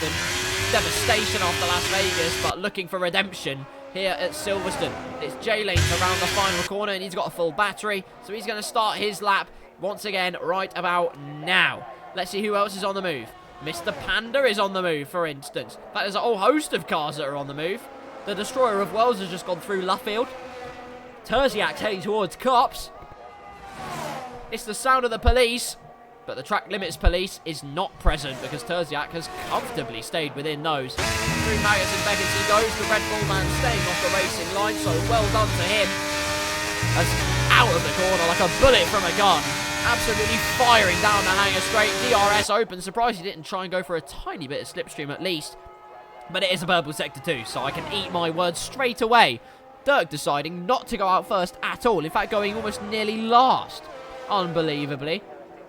So, round the final corners, left and then right. Plant the power down. What will Terziak do? What benchmark will he set? It is not pole, is the answer to that question. A 1 minute 26.699 as the Destroyer of Worlds goes into P5. There's Jamie Tarquin, though.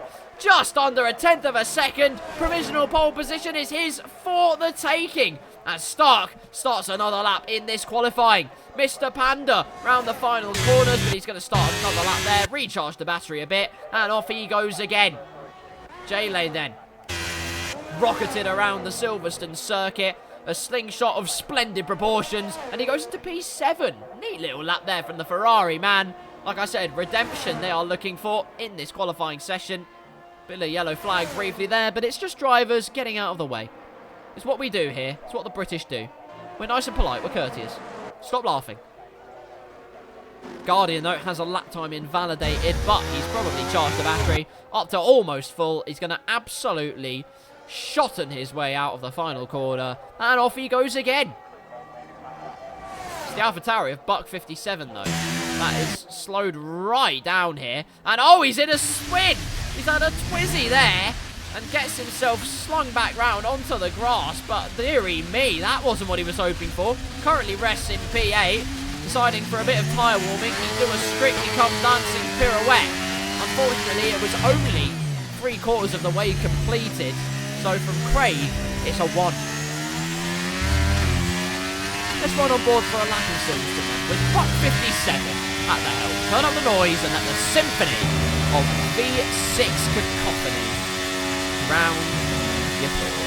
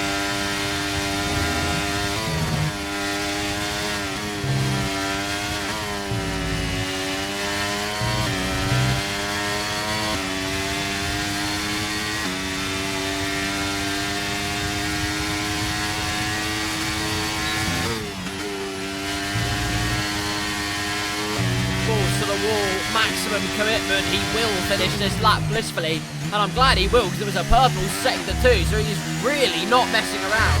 Aston Martin are 3 and 4 now, by the way, as Buck 57 rounds the final corner and goes 6th fastest.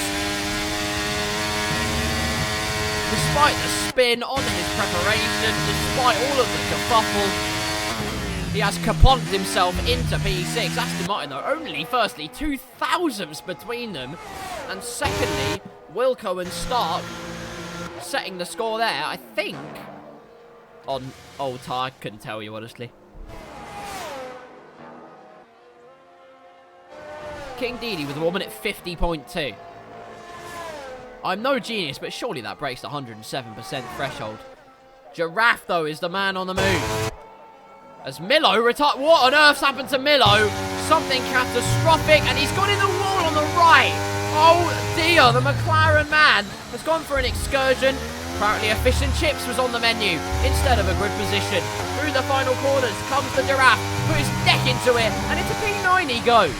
Very nicely done there from the Mercedes driver, and now we wait to see what the others can do. There's Wilco. Just completing a lap actually can't improve. For obvious reasons, the tyres are goosed, but... The tyres are goosed, and that's all you really need to know, but... Yep, right. Well, we all saw that coming, didn't we? 1 minute 25.9 for Thanassi. Wow. Well, that's pretty damn good then, isn't it? I apologise, I wasn't even paying attention. I didn't respect his game before, but I do now. Almost 4/10 quicker than anybody else in this qualifying session, and that's midway through. So there's still plenty of time for him to do one more lap at the end of the session, rinse even more time, find the minuscule margins he needs to claim even more of a pole position than he otherwise would have now. But that is a statement from the championship leader.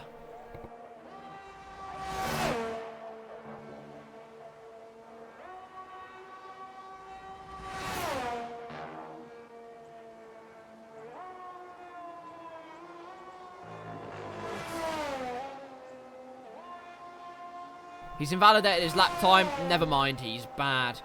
Guardian, or Dirksen to P15. That's a rather unfortunate scenario for him. But there's outlaps going on for Jamie Tarquin, for Stark. Terziak's on another lap as we speak. There's plenty of time for him to do this lap, get back into the pits, and go out for another lap right at the very end. So, the gauntlet was set by Thanassi, and Terziak is already purple in Sector 1. Here we go then, the zest building up between the top two in the championship. Terziak gaining that little bit more on Thanassi once again after the Las Vegas Grand Prix. Did everything he needed to do, kept the coolest head in the world.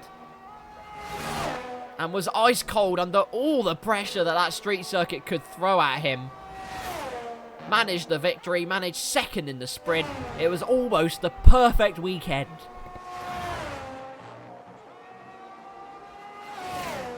Jamie Tarquin just starts the lap as well. Maximus just ahead of Terziak, meanwhile. Let's hope that Williams gets out of the way.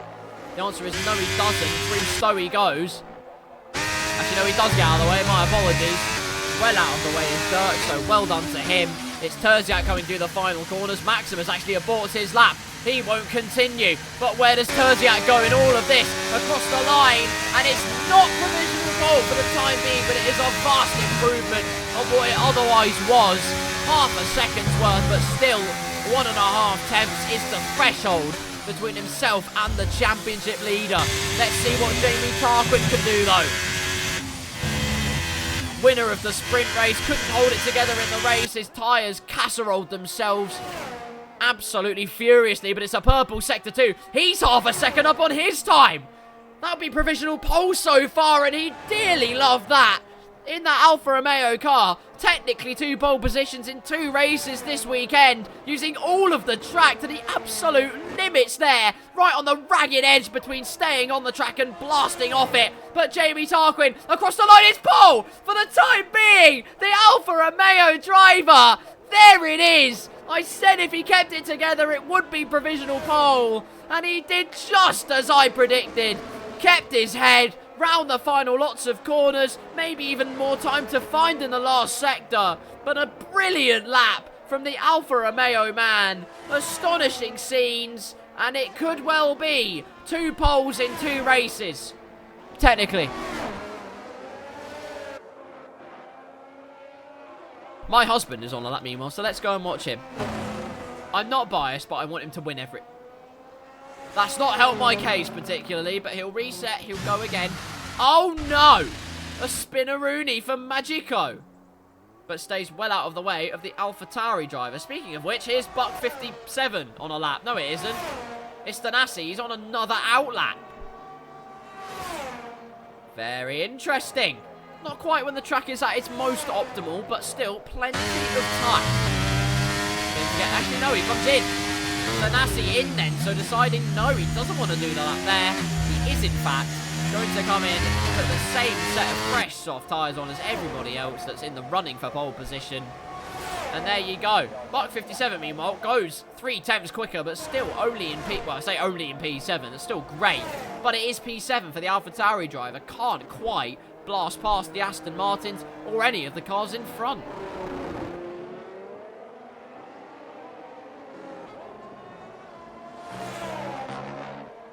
Destroyer of Worlds is on a lap. Everyone hold on to your headsets. He could spontaneously combust at any minute.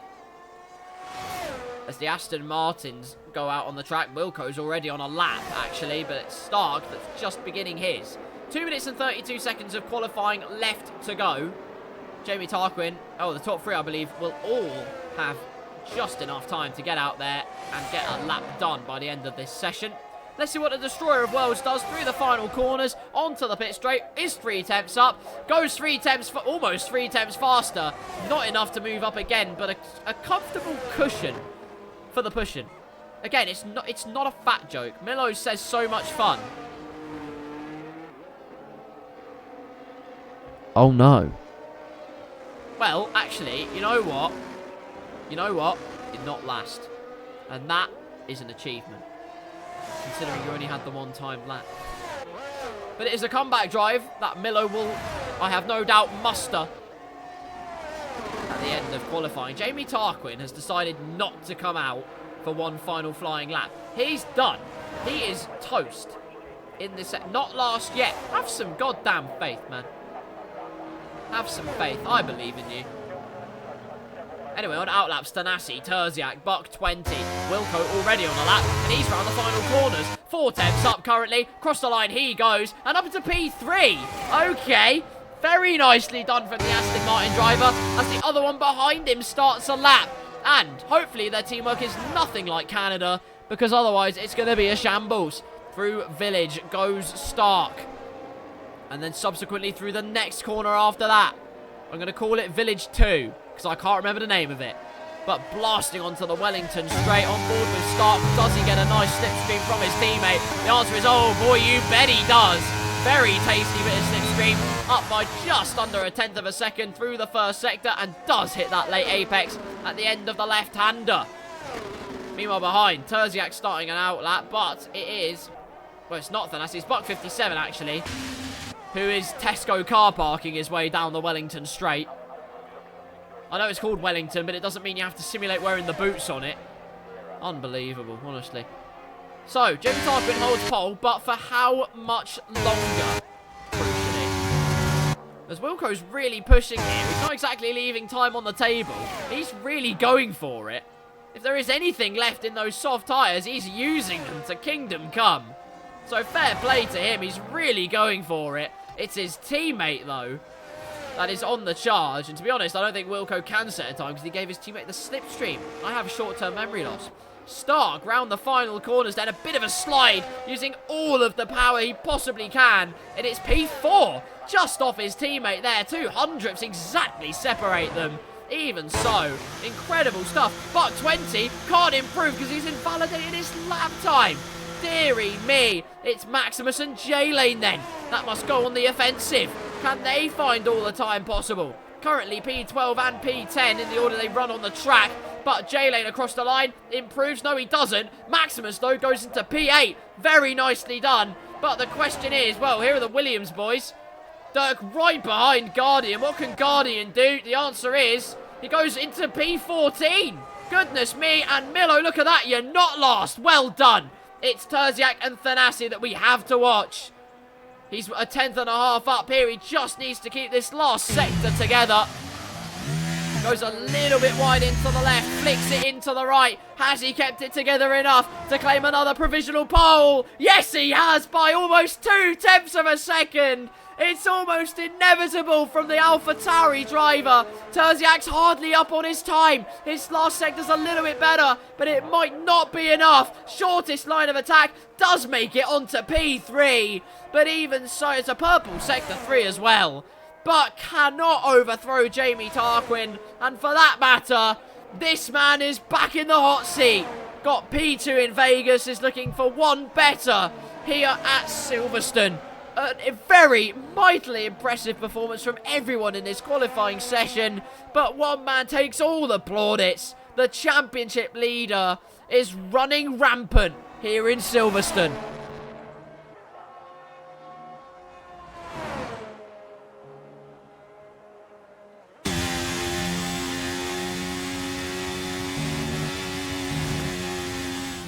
There you go then.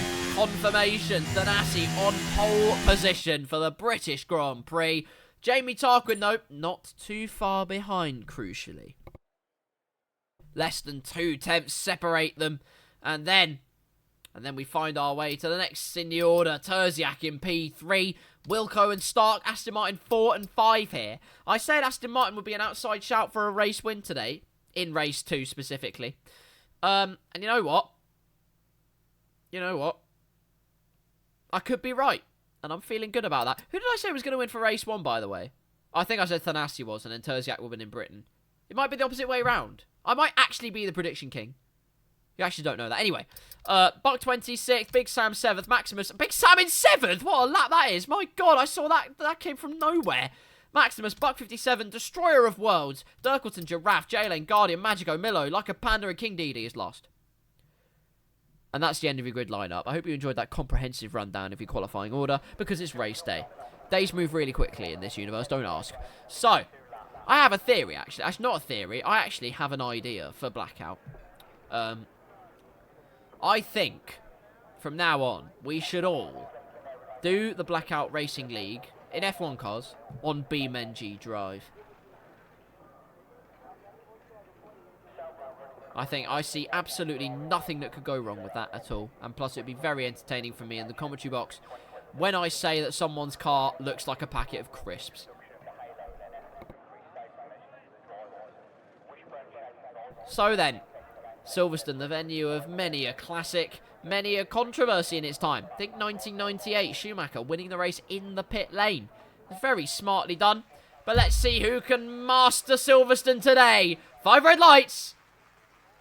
Lights out and away we go in Silverstone. And it's Thanassi on the medium. It's Jamie Tarquin on the soft with great momentum down the inside. And through into the lead goes the Alfa Romeo man. But for how long? Because Thanassi is still there on the outside. No carnage as of yet. Everyone making it through very safely, which is great news. Thanassi does get through briefly. But what a switchback from Jamie Tarquin. I gave one Alfa Romeo driver heaps of praise during last season's British Grand Prix, that being Rycrow. But today, Terziak's going through as well. Down the inside, he's through into P2. Thanassi displaced immediately here as Raiden joins the fray and says good luck to everyone. If it's like Vegas, boy, they're going to need it. Giraffe into P8, though. Big Sam and him having a massive duel here. Big Sam starting on the mediums against the Mercedes on those soft compound tyres. Defends fairly and squarely as he goes through Cops, but a bit wide from the Red Bull driver. And that will surely lend the momentum to the Mercedes man. But here comes the Destroyer of Worlds as Big Sam hops over the sausage curbs. That looks like that was only legal in MotoGP. Never do that again. Jamie Tarquin, though, again, your early race leader. 4 tenths of a second between himself and Terziak. Thanassi, though, keeping a watching brief. The Aston Martin drivers swapping positions as Wilco up into P4, Stark in P5, but here comes Buck 20 on the outside, looking to try and find the move. He will not find it, though. He has been elbowed. Meanwhile, there's overtaking also near the back. King Didi versus Panda Man.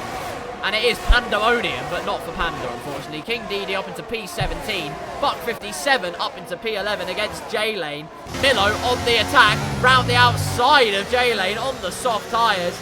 And really, it's comeback king time for this man. Had that crash in qualifying, retired early on. Now looking to pick them off one by one. Big Sam and Giraffe now going head to head. Down the inside, the Mercedes man feints, but nothing doing there. Big Sam holds his position, and then Milo's now down into P14. What on earth's happened there? Both Williams have had a massive psychological boost from that. Up into P12 and 13 they go. Absolute carnage happening already. It might almost actually be like Vegas. I might cry, but Magico's now going for the move against Mr. J-Lane. Big Sam already has a time penalty for multiple warnings. Magico has been displaced by King Didi. All kinds of jostling for position at the back of the field. Jamie Tarquin, though, with half a second's worth of daylight for the time being against himself and Terziak. Oh no, Magico, what's happened? He's in 7th gear. It's a disaster. He's lost his front left end plate. It's a meeting with, well, another car. It's not even Barry R, because Barry R is much more vicious than that. But back to the front we go. And it's a 4-car DRS train. Just in case you needed any. Oh my God, Wilco's on the charge. 3 tenths quicker than anybody else out front. Trying to stay within that DRS squabble. Terziak all over the diffuser of Jamie Tarquin. Looking a little bit slidey boy. Going for that wide line through the 3rd corner. Almost too slow at the apex, honestly. Slipstream though for Terziak, and you knew it was coming with DRS. Easily past, he breezes through down the inside. Terziak again leads a race in Blackout. And surely now he'll try and charge away into the distance. Magico says his race is done. Oh, well, that's not great. There could be a safety car yet, you never know. Actually, it's Blackout. There will be a safety car, you never know. Terziak, Jamie Tarquin keeping well within slipstream range as Maximus and the Destroyer of Worlds go head-to-head. Luckily, no worlds are eliminated from existence. And so Maximus remains in P7, Slam in P8 as Giraffe is all over the back of this little duel, making it a cruel. I'm pretty sure that's a garden tool. Terziak again defends against Jamie Tarquin and defends successfully with despite the DRS. Maximus does not defend successfully against Slam though. Up into P7 he goes. Rognak is the GOAT. I don't know what I was going for there, but there you go. Raiden says there will be, you never know. Damn right there will be.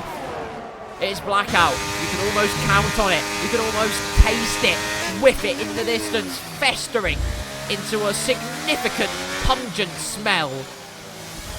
Through the left-hander goes Terziak again. Jamie Tarquin within that DRS range, but holding back a little bit here. Down the Wellington straight they go. Wilco, by the way, despite not having DRS, is keeping up very well with this gaggle of cars up ahead. So kudos to him, looking to try and prize himself into that DRS range and cause all kinds of headaches for the top 3. That's the plan anyway. But Terziak, your leader, Jamie Tarquin, half a second in front as Giraffe now going for the move on Maximus. One Mercedes has passed him, and there goes Giraffe into Cops. Down the inside. Neat little move there as Maximus gets a 3-second penalty for track limits. Oh dear.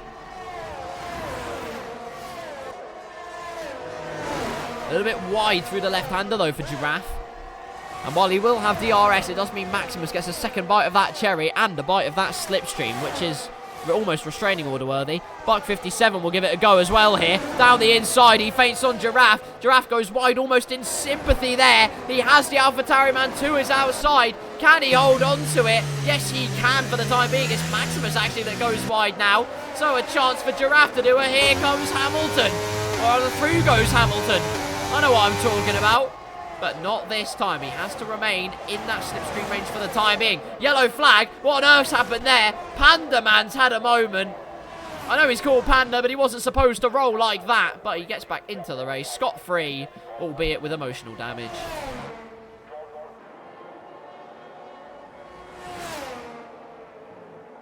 And so, the Silverstone spectacle continues. Magico's gained a couple of seconds on Panda. He's still in this race. Don't knock it, he is still in this. Thanassi, though, is the one putting Tarquin under pressure. Jamie Tarquin has fallen out.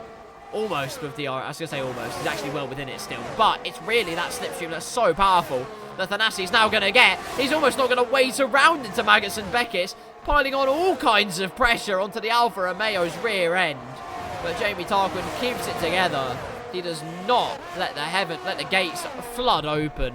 And with DRS, he will escaparoo into Narnia, using that slipstream to great effect. But a low 4 tenths, half a second in a single straight. I mean, that's kind of all the all the knowledge you need in terms of how profound the effects of DRS are, as Buck 57 gets past Giraffe into Stowe, and Giraffe's going to have other problems as well. Here comes Dirk down the inside. Milo's now back in the fray. As into P10 he goes, because both Mercedes cars have come in at the same time. Why on earth have they both come in? I have no idea, but lap number 6, our first proper pit stops of the race then. Into the pits comes Grognak. In he goes, onto the medium tyres. Giraffe in, also J-Lane in. Onto mediums goes Grognak, onto mediums goes J-Lane, and onto mediums goes Giraffe. So first proper pit stops of the race, as Jamie Tarquin's been displaced. Through goes Thanassi on that DRS straight, and he'll try and set about trying to catch Terziak now, surely. I have no doubt about that, as there's another yellow flag. Where has Guardian gone? Oh, we've seen this one before, but there's no cars near him this time. There are no cars near him.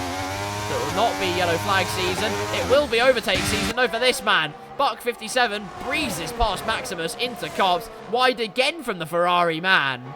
Dirk's gone even wider in sympathy. Milo's actually up into P9 now. So a good comeback to start off for the McLaren driver. And the gaps have hardly even spread out. So it's all to play for here. DRS open on a couple of cars. As, oh no, Maximus, what have you done? He spun as well. Not into the path of the, oh my God, that was close. Almost a plane crash between himself and King Didi. Hopefully Panda avoids him, and he does. But that was extremely circumspect. Maximus came back out onto the track. We almost saw a repeat of Season 1, albeit in the dry. As Wilco now into the pits.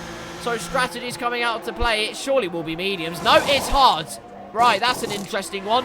I have no idea why it's hard, but out onto the track, Wilco will proceed. And I can only help but think that that is the wrong decision.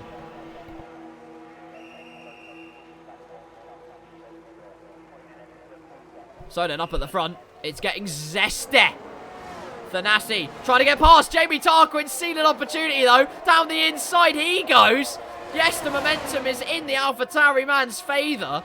But that is the kind of opportunism that you need to be able to take the lead in this race. And just like in Las Vegas, we're going to see DRS play Depression Simulator for Terziak.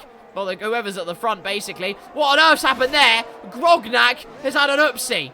And he's in another dimension, to be honest. Oh, no!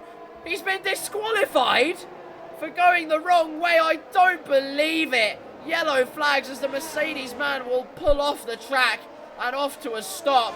Magico up into P16 now. Guardian's behind him. I told you anything could happen. Yes, there's no safety car, but you are finding your groove, my friend. Terziak and Jamie Tarquin say enough is enough. Time for the medium tyres. And you know what? Fair play to them. I told you it'd be a race of strategy. Stark is in as well. Buck 20 in. Milo in. McLaren going for the double stack, and I have no doubt that it will actually work. Milo well behind there from proceedings. Buck 20 in. Out he goes. Milo straight in. Tyres on. And out he goes. It's almost the perfect F123 double stack there from McLaren.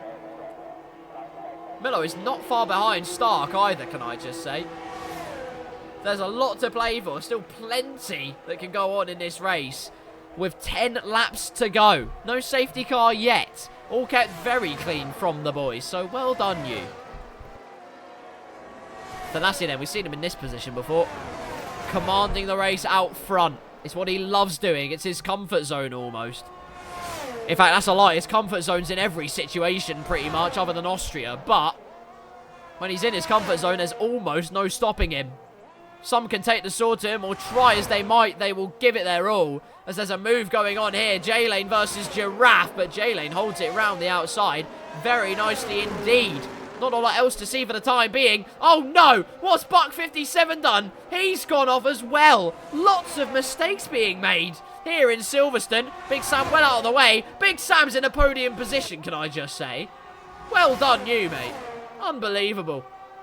Jamie Tarquin, though, no. 3-second time penalty for the Alfa Romeo driver. To be honest, I don't think these two want to fight it this much if they can avoid it. Because Thanassi, all the while on those mediums, they just need as clean of an undercut as possible. These two can actually work together here to offset against Thanassi. So use your Cortexes, boys. They're going to come in handy, I promise you. Into the pits, though, comes King Didi in the Haas car. Surely it'll be for mediums. He's gone half the race on the soft tyres, so well done to him. Kudos for being the tyre whisperer. He's going to whisper these tyres into action as well now. Whisper sweet, sultry tunes. Speaking of sultry tunes, here's my yellow flag briefly there. What on earth's gone on? The answer is nothing to worry about, and away we continue. But here's my commentary on proceedings. Speaking sultry whispers. It's Buck 57 then. Always getting close and personal to Buck 57's derriere. You don't want to do that very often. That can get you on a restraining order list. Maybe the only place this man will be top of is the register. Through maggots and Beckett's. Oh, they don't get me off. Maggots are disgusting. DRS though, opening that flap eye like that. Oh, he's gone through. I'm stopping that immediately. P3 for Buck 57. Who saw that coming? I certainly didn't. Thank you, what was saying? Of course I did. Terziak uses DRS and through he goes on Jamie Tarquin. They really are making the most of the DRS train so far. So it's fair strategic play to them. It's great strategic play, actually, because that's all they need to do, really, to try and offset the time difference as much as possible. As Panda Man comes into the pit lane, Terziak sets the fastest lap of the Grand Prix so far. Gap between Terziak and Thanassi is about 23 seconds. I've no idea what the pit delta is like. I honestly couldn't tell you, but it's very, very long. One of the longest in Formula 1, just because of how you have to crawl into the pit lane. Out of the pits comes Panda Man then. On to, I have no doubt, the soft tyres. Oh, for God's sake. Correction, onto the hard tyres. Slam says, love this game. And already you know that's a lie. Again, apparently not letting drivers try and recover onto the track like normal drivers would. Instead, if you don't reset your car, you're slapped with a disqualification. Which sums up Codemasters quite well. Giraffe and Ferrari. It's the battle of Giraffe and Ferrari, this race. He's going tooth and nail, hammer and tong, between himself and J-Lane in this race. J-Lane with a penalty, of course, so Giraffe doesn't have to do too much. My good lord, the momentum from J-Lane was absolutely outrageous. But onto the hanger straight, Jamie Tarquin does have DRS, but can't use it to any profound effect. Lap number 11 of this race. Into the pits comes Buck 57, and he is 20 seconds, just over 20 seconds, behind his teammate currently. So I'm going to calculate how much time he loses in the pit lane. I'm going to do some quick maths for you here. What tyres will he go on? If it's anything other than softs, you're an idiot, my friend. Not that... Oh, you know what? I'm digging myself a grave. It is softs! Your brain... You're not cognitively challenged, and that's great news. Out of the pits he comes then. It was about 20 seconds, like I say. About I would say 20 and a half, just to offset it a bit. So out of the pits comes Buck 57. Onto the track he will go. And when all is said and done... Let me see what kind of a gap he has. The answer is he has 6.5 seconds to the next car ahead of him. So that's 5.6. Oh, forget it. I can't do the maths. No, I can. So that's 22. 22 seconds, 22.7, 23.8. 27.5. 30.9. Forget that, 31. 32, 33. It was about... What's that? 46 seconds behind, I think? Something like that, I'm not even going to guess. The point I'm trying to make is that the pit delta is so long as Thanassi now does come into the pit lane. Jamie Tarquin and Terziak have been putting in lap after lap after lap of pure pace. So as they come through the final corners... Thanassi crawling through the pit lane, and it can only mean one outcome, and that's Terziak and Jamie Tarquin blast through into the top two positions, and with a comfortable gap to boot. Not only that, Wilco is now right behind Thanassi. Yes, he's on the hard tyres, but he will have DRS, crucially. So it's a bit of a headache that Thanassi is going to have. Yes, he's 5 seconds behind. It's not an insurmountable gap by any stretch of the imagination, especially on new softs. But Jamie Tarquin and Terziak will have DRS on one another. That's the crucial thing here. Again, if they play their cards right, anything is possible. But we know how ferocious Thanassi is on new tyres. Through Luffield he goes. He actually doesn't gain any time. He's actually losing time. Right, that's a bit interesting then. Losing time on the cars ahead. It's actually Wilco that's putting him under a little bit of pressure. It's getting a bit zesty as we head into Maggots and Beckett's. Jamie Tarquin, well, was remaining in DRS range, but actually could slip just outside of it. Yes, that flap is open. DRS deployed. He will use the slipstream to decent effect, but going wide was definitely not part of the script here on lap number 12, as Thanassi will now loom ever closer to the top 2 positions in this race.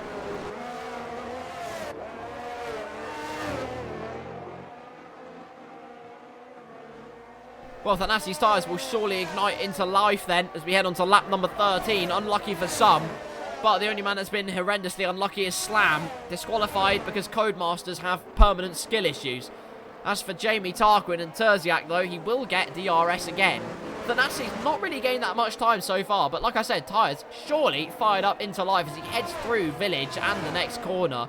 And it's now gained 3 temps already on this lap. That's more like it. Now we're seeing the championship leader spring into action. Gap's kind of stabilising themselves at the moment, actually. Not a lot of battling to talk about. Big Sam and Maximus might be going at it in a tiny bit. As they head through into Village. Again, a little bit wide from Maximus.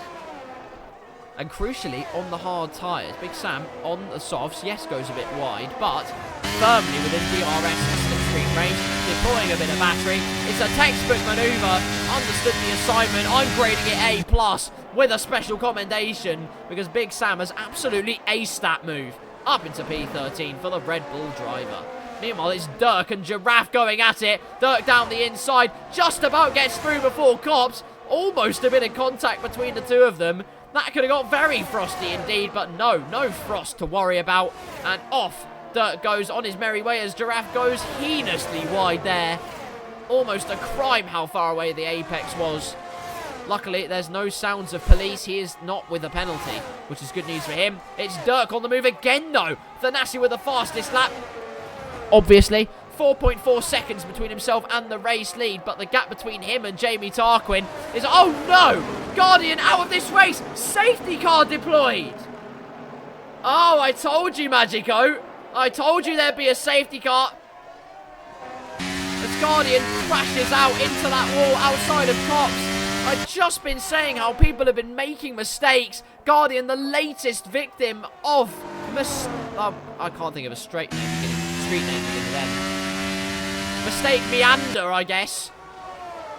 But, well, Terziak and co were long across the line before they could even think about pitting. Thanassi has had his tyres on a little bit longer, but I surely would have no doubt. Let's check what the tyre situation is. There you go, 6 laps, 7 laps. I mean, Dirk and Thanassi and Big Sam can probably afford to stay out. But if you're the leaders, I'd probably say pit in. Pit in and try and find that advantage on the newer tyres towards the end of this race. And it will be, once again, a proper sprinter.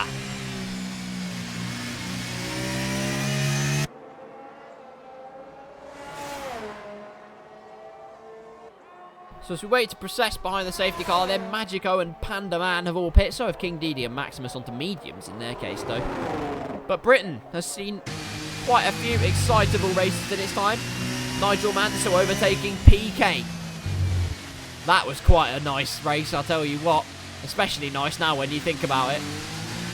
Terziak in, as I rightly thought. Jamie Tarquin does not come in, though. Wilco in, Buck 20 in. Stark in. Milo stays out. So track position over the fresh rubber. Perhaps that's what others will do. Dirk certainly will, I have no doubt about that. But Terziak here, crawling out of the pit lane, could actually come out ahead of the Williams driver. In fact, comfortably will come out ahead of the Williams driver. My word. Still remains well within the clutches of the lead positions. The man second in the championship made the bold call, had plenty of gap, and has used it to perfection then. J-Lane has stayed out, by the way, on 9 lap-old mediums. I do hate to say this, but your race might be toast. Why are there aliens on the side pod of the Ferrari there, on the right-hand side? I saw that. I know you all saw that. There it is again. Oh, dear. Anyways, you're running, as I was saying, Silverstone, many an excitable race. I've said about PK and Mansell, I believe 1987. Mansell would win again for Williams in 1991 and 1992. Would give Senna a lift back to the pits in 91 in a very, very iconic scene indeed. Schumacher finishing the race in the pit lane, said that before. What most people regard as Hamilton's best ever drive, or one of his best ever drives at least. Silverstone in 2008. He also got pole position at his first time of asking in a Formula 1 car in 2007. So he's done pretty well for himself, to say the least. Now the most successful man at the British Grand Prix. Has won it God knows how many times. 8, 9, 10, 64. Throw the kitchen sink at it. Basically, he's very successful. In 2017, it was subject to puncture season for the Ferrari team.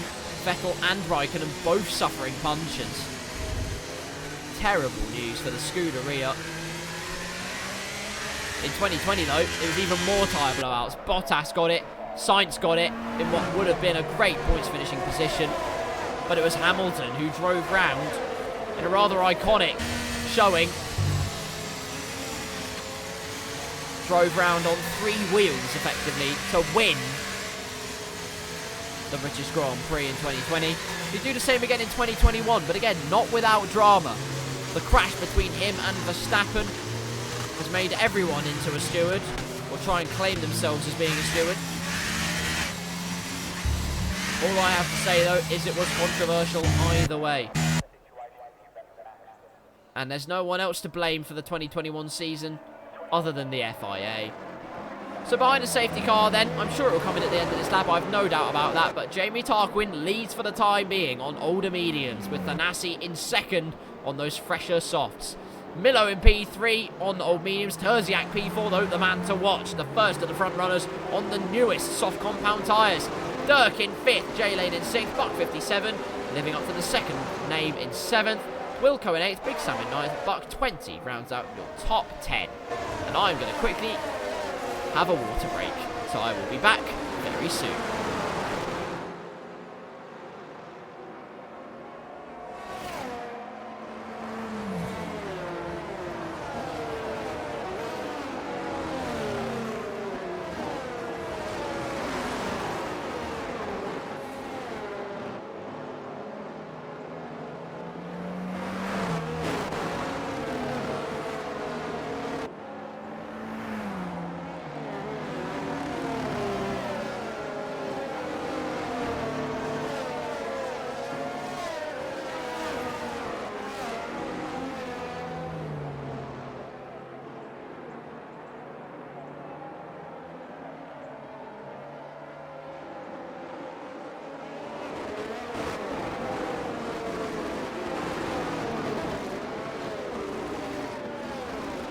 Safety car in, as I rightly predicted, and Jamie Tarquin is wasting no time out of Stowe Corner. And so, the final stanza of Blackout in Silverstone begins. Terziak going to pile the pressure on Miller, then he's going to want to waste absolutely zero time behind that McLaren man.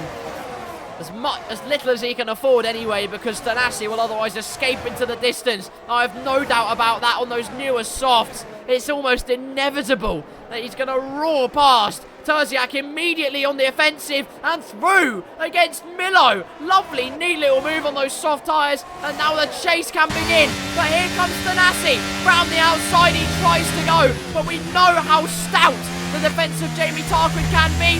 Very stout indeed. Contact made between the two, but Thanassi leads the British Grand Prix. Fantastic racing. And now it's Jamie Tarquin who'll go on the offensive though. It's not done yet. Down the inside into Cobb's corner. Oh my goodness me, so close to contact.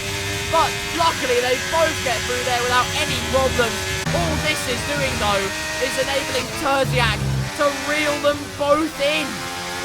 Jamie Tarquin super wide, though. Big mistake from the Alfa Romeo driver. And Terziak will deploy as much battery as he needs to try and get past into Stowe Corner. Surely down the inside. No, not close enough. He has to wait behind the Alfa Romeo driver. But down the inside, into the left-hander. Great piece of opportunism from Terziak. And through he goes into P2. 2 laps to go. It is not done yet here in Silverstone. Mark 20 moving up though. Aston Martin 9th and 10th, and all kinds of chaos is going on between them as Jalen on those old mediums very much out of place against the McLaren man and the 2 Astons.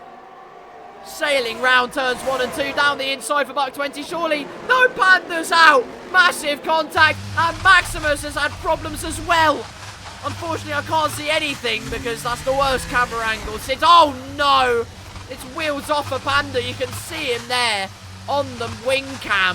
But that is quite a terrible scenario for Maximus and most certainly for Like a Panda. Because, well, rather unlike a Panda, he hasn't rolled his way through things at all. It's been actually quite a devastating showing. And he's out of this race. And for Magico, when he thought his race was over, he's now P14, and if anyone else comes to blows, then he can capitalise quite easily on any eventuality. Terziak's right behind Thanassi though. Last lap of the race. That's why Slipstream being deployed all the way down the straight. Try and force the championship leader into a mistake if you can. Look how fast he is through Stowe Corner. He's surely got one more opportunity. Tries to find an avenue. Thanassi keeps his head though. And after such pressure was deployed on the championship leader, he's going to win the British Grand Prix. Terziak will steal the 3 fastest lap points though, and he will get the same number of points as Thanassi this race because of that. Milo gets P3 in the end. Great stuff from him. Qualified P14, said he needed a fanboy. Milo, you're the GOAT, my friend. Jamie Tarquin P4, Dirk ends off in P5. Stark finds his way into P6. With Wilco in 7th, Buck 20 in 8th. The Battle of the Bucks was so close. It was tooth and nail. But I'll tell you what, Buck 20 just managed to pip his Buck counterpart to the post at the final moments of asking. Milo, your driver of the day, and I'll tell you what, I'm inclined to give him my driver of the day as well. Great performance. And when he thought he was down and out after qualifying, well, he proved everyone wrong, and he stands on the podium at his home Grand Prix here in Silverstone. But for Thanassi, he shakes the hand for an uncomfortably long time and then raises the trophy to the heavens. The gods certainly have looked on him favourably today, and while they spray their Sprite Zero, what an end to the British Grand Prix. It all kind of equalised out there towards the middle, but when that safety car came out after the crash, well, all kinds of madness happened, all kinds of jostling for position, and I was all here for it. Thanassi takes the win then, but Terziak, like I said, the 3 fastest lap points mean they actually get identical points in this race, and that, in Terziak's case, is absolutely wonderful. Milo gets P3, what a comeback from 16th.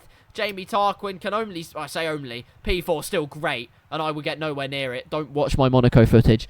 But P4, well done to him. Dirk 5th, Stark in 6th. Well done. Well, I'm glad he stayed. He got some great points in the end as well. Wilco did. Buck 20, I can't speak English. Buck 20 and 57, 8th and 9th with Giraffe, Magico, J-Lane, Big Sam, King Didi, Maximus getting all the points. Panda, Guardian and Destroyer of Worlds failed. I say failed, died. But there you go. That is the end of Blackout for this week. Magico says, I'm a professional, so I won't say that word for the time being, but he said last to 11th. Suck on it. Okay. Anyways, well, what a British Grand Prix that was. Like I said, started out strong, remained kind of stagnant in the middle, but made its way into the big time on those final few laps. That was quite unbelievable, honestly. And Raiden said there will be a safety car. He was absolutely right, there was a safety car. Goodness me, then. What an absolute bucket of fun today has been. Vegas was chaos from start to finish. And just when you thought the chaos couldn't continue for any longer, the ending laps of Silverstone put those queries straight to bed. My goodness me. Well then, that will about do it for Blackout. Let's run down our races for today, and then we can all go, well, depending on where you're watching, either to bed, or you can go for a pint or something. I don't know what you all do. Doesn't matter. Las Vegas, Jesus Christ, Las Vegas was a thing, wasn't it? Sprint race, chaos from start to finish. Especially at the start, when Slam really lived up to his name and did a Valtteri Bottas and went bowling. Big bowling, and got almost a full strike, which is quite unbelievable. So that was just the beginning of the spectacle, though. In the remainder of the sprint, mistakes galore, contact galore. It was all too much to handle. So I had to abandon it all and go to the race. But well done to Jamie Tarquin, who won that sprint race. Terziak would have been proud, absolutely, with P2. Maximus ended off in P3, with Thanassi coming back from that reverse championship order start to end off in P4. So that was pretty damn incredible. Speaking of pretty damn incredible, I needed to relax for the race. Good luck with that.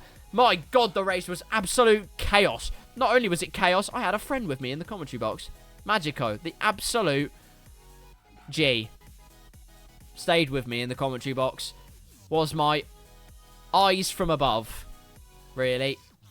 The battles I didn't see, he was right on it like a car bonnet. And we had a great time together talking about Las Vegas and all of the goings on. It was rather unfortunate for his race, though, in the end, as Milo sends 4 dogs. He really did have the dog in him in Silverstone, that's for certain. A P3 is nothing to turn your snout up at.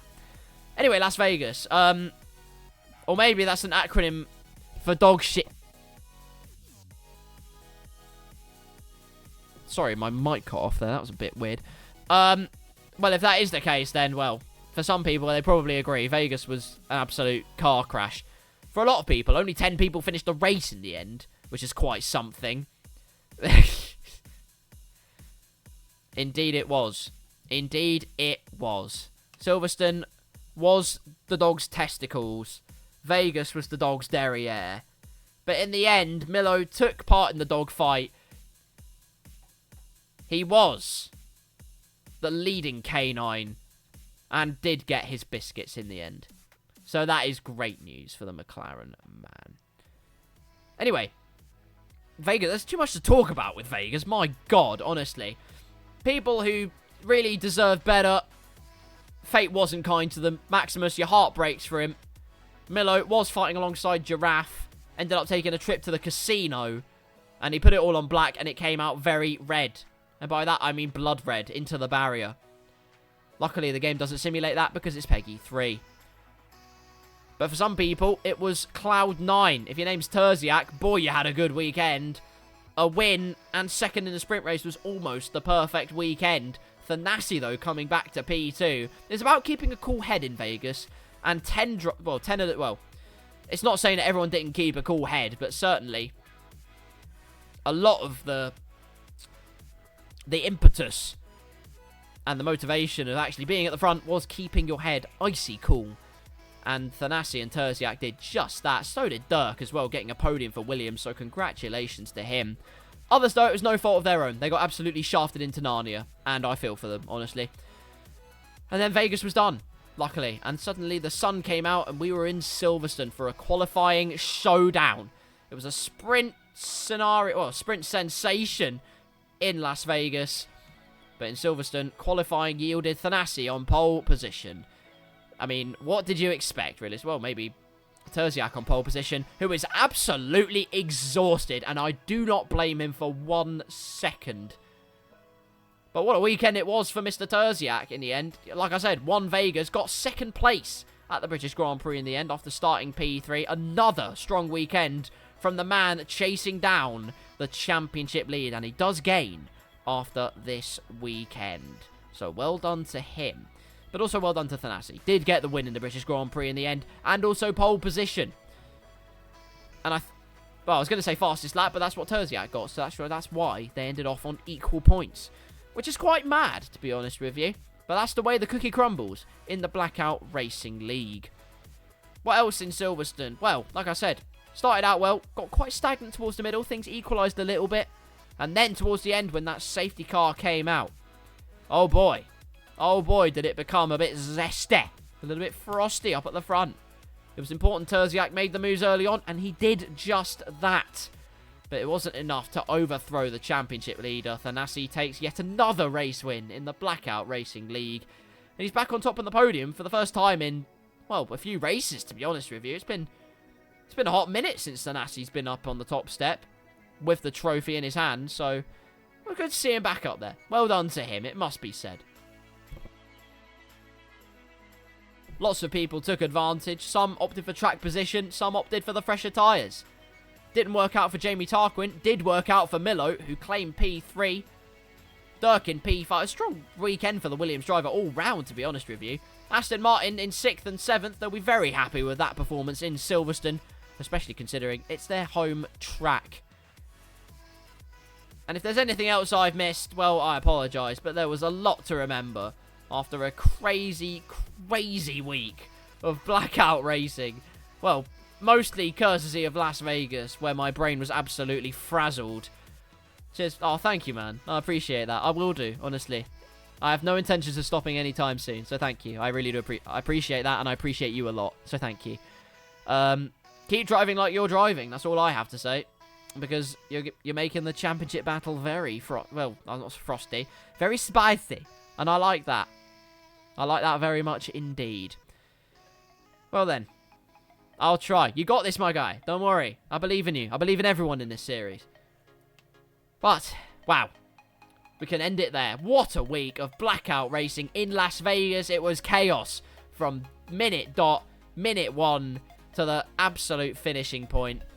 As if you thought the craziness couldn't get any more, Vegas had its poker face, and it had its joker to play, and boy, did it play it well. In Silverstone, a little bit more tame. Thankfully for my synapses, they could relax a little bit, but not that much. Not that much at all, actually. It was still a little bit of chaos towards the end of that race. In the end, congratulations to our race winners for today. Jamie Tarquin in the sprint, Terziak in Las Vegas, and Thanassi at the British Grand Prix. And didn't I say Terziak would get a win and Thanassi would get a win today? Yes, I did. Prediction King, right here. You love to see it, or rather love to hear it, because I'm the man behind the microphone. I'll close it off there then. What a race weekend. Terziak gains on Thanassi in the championship. As we head next up, where do we head next? Well, the answer to that question is we head to Abu Dhabi and Hungary. And who's going to be feeling the most famished for a race win or a good result? Well, that depends on who is putting their car on the line the most. Hopefully not two on the line though, because I really don't want it to end up like Vegas. My little brain couldn't handle it. I'm sorry. It hurts now. But that is what you can look forward to. Absolutely. And also, thank you to Blackout, as always. Thank you so, so much for allowing me to commentate on this series. Like I say, I can think of nothing better to do with my Monday evening. It's absolute pure joy every single time I do it. And I am eternally grateful, honestly. Next Blackout Racing live stream is next week at 8 PM, so that's the 27th of November. I'll be your man behind the microphone. Thank you very, very much for watching. Go to my YouTube channel if you haven't already. Subscribe if you haven't already. And also, look at the commentary playlist for all things Blackout, where you can see all the VODs and all of the craziness along the way. No skill issues from F123 this time. Just a little bit from Codemasters instead. Thank you so much for watching. I love and appreciate every single one of you. And until next time, I'll see you soon.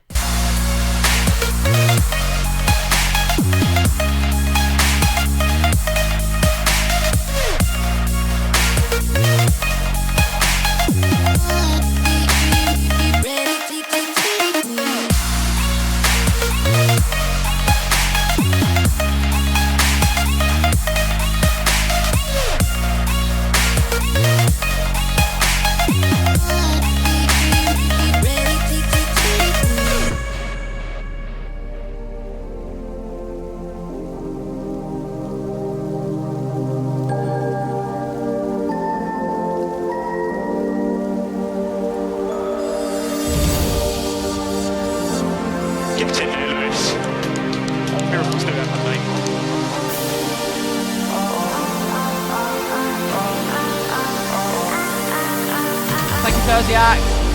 Appreciate you, my guy.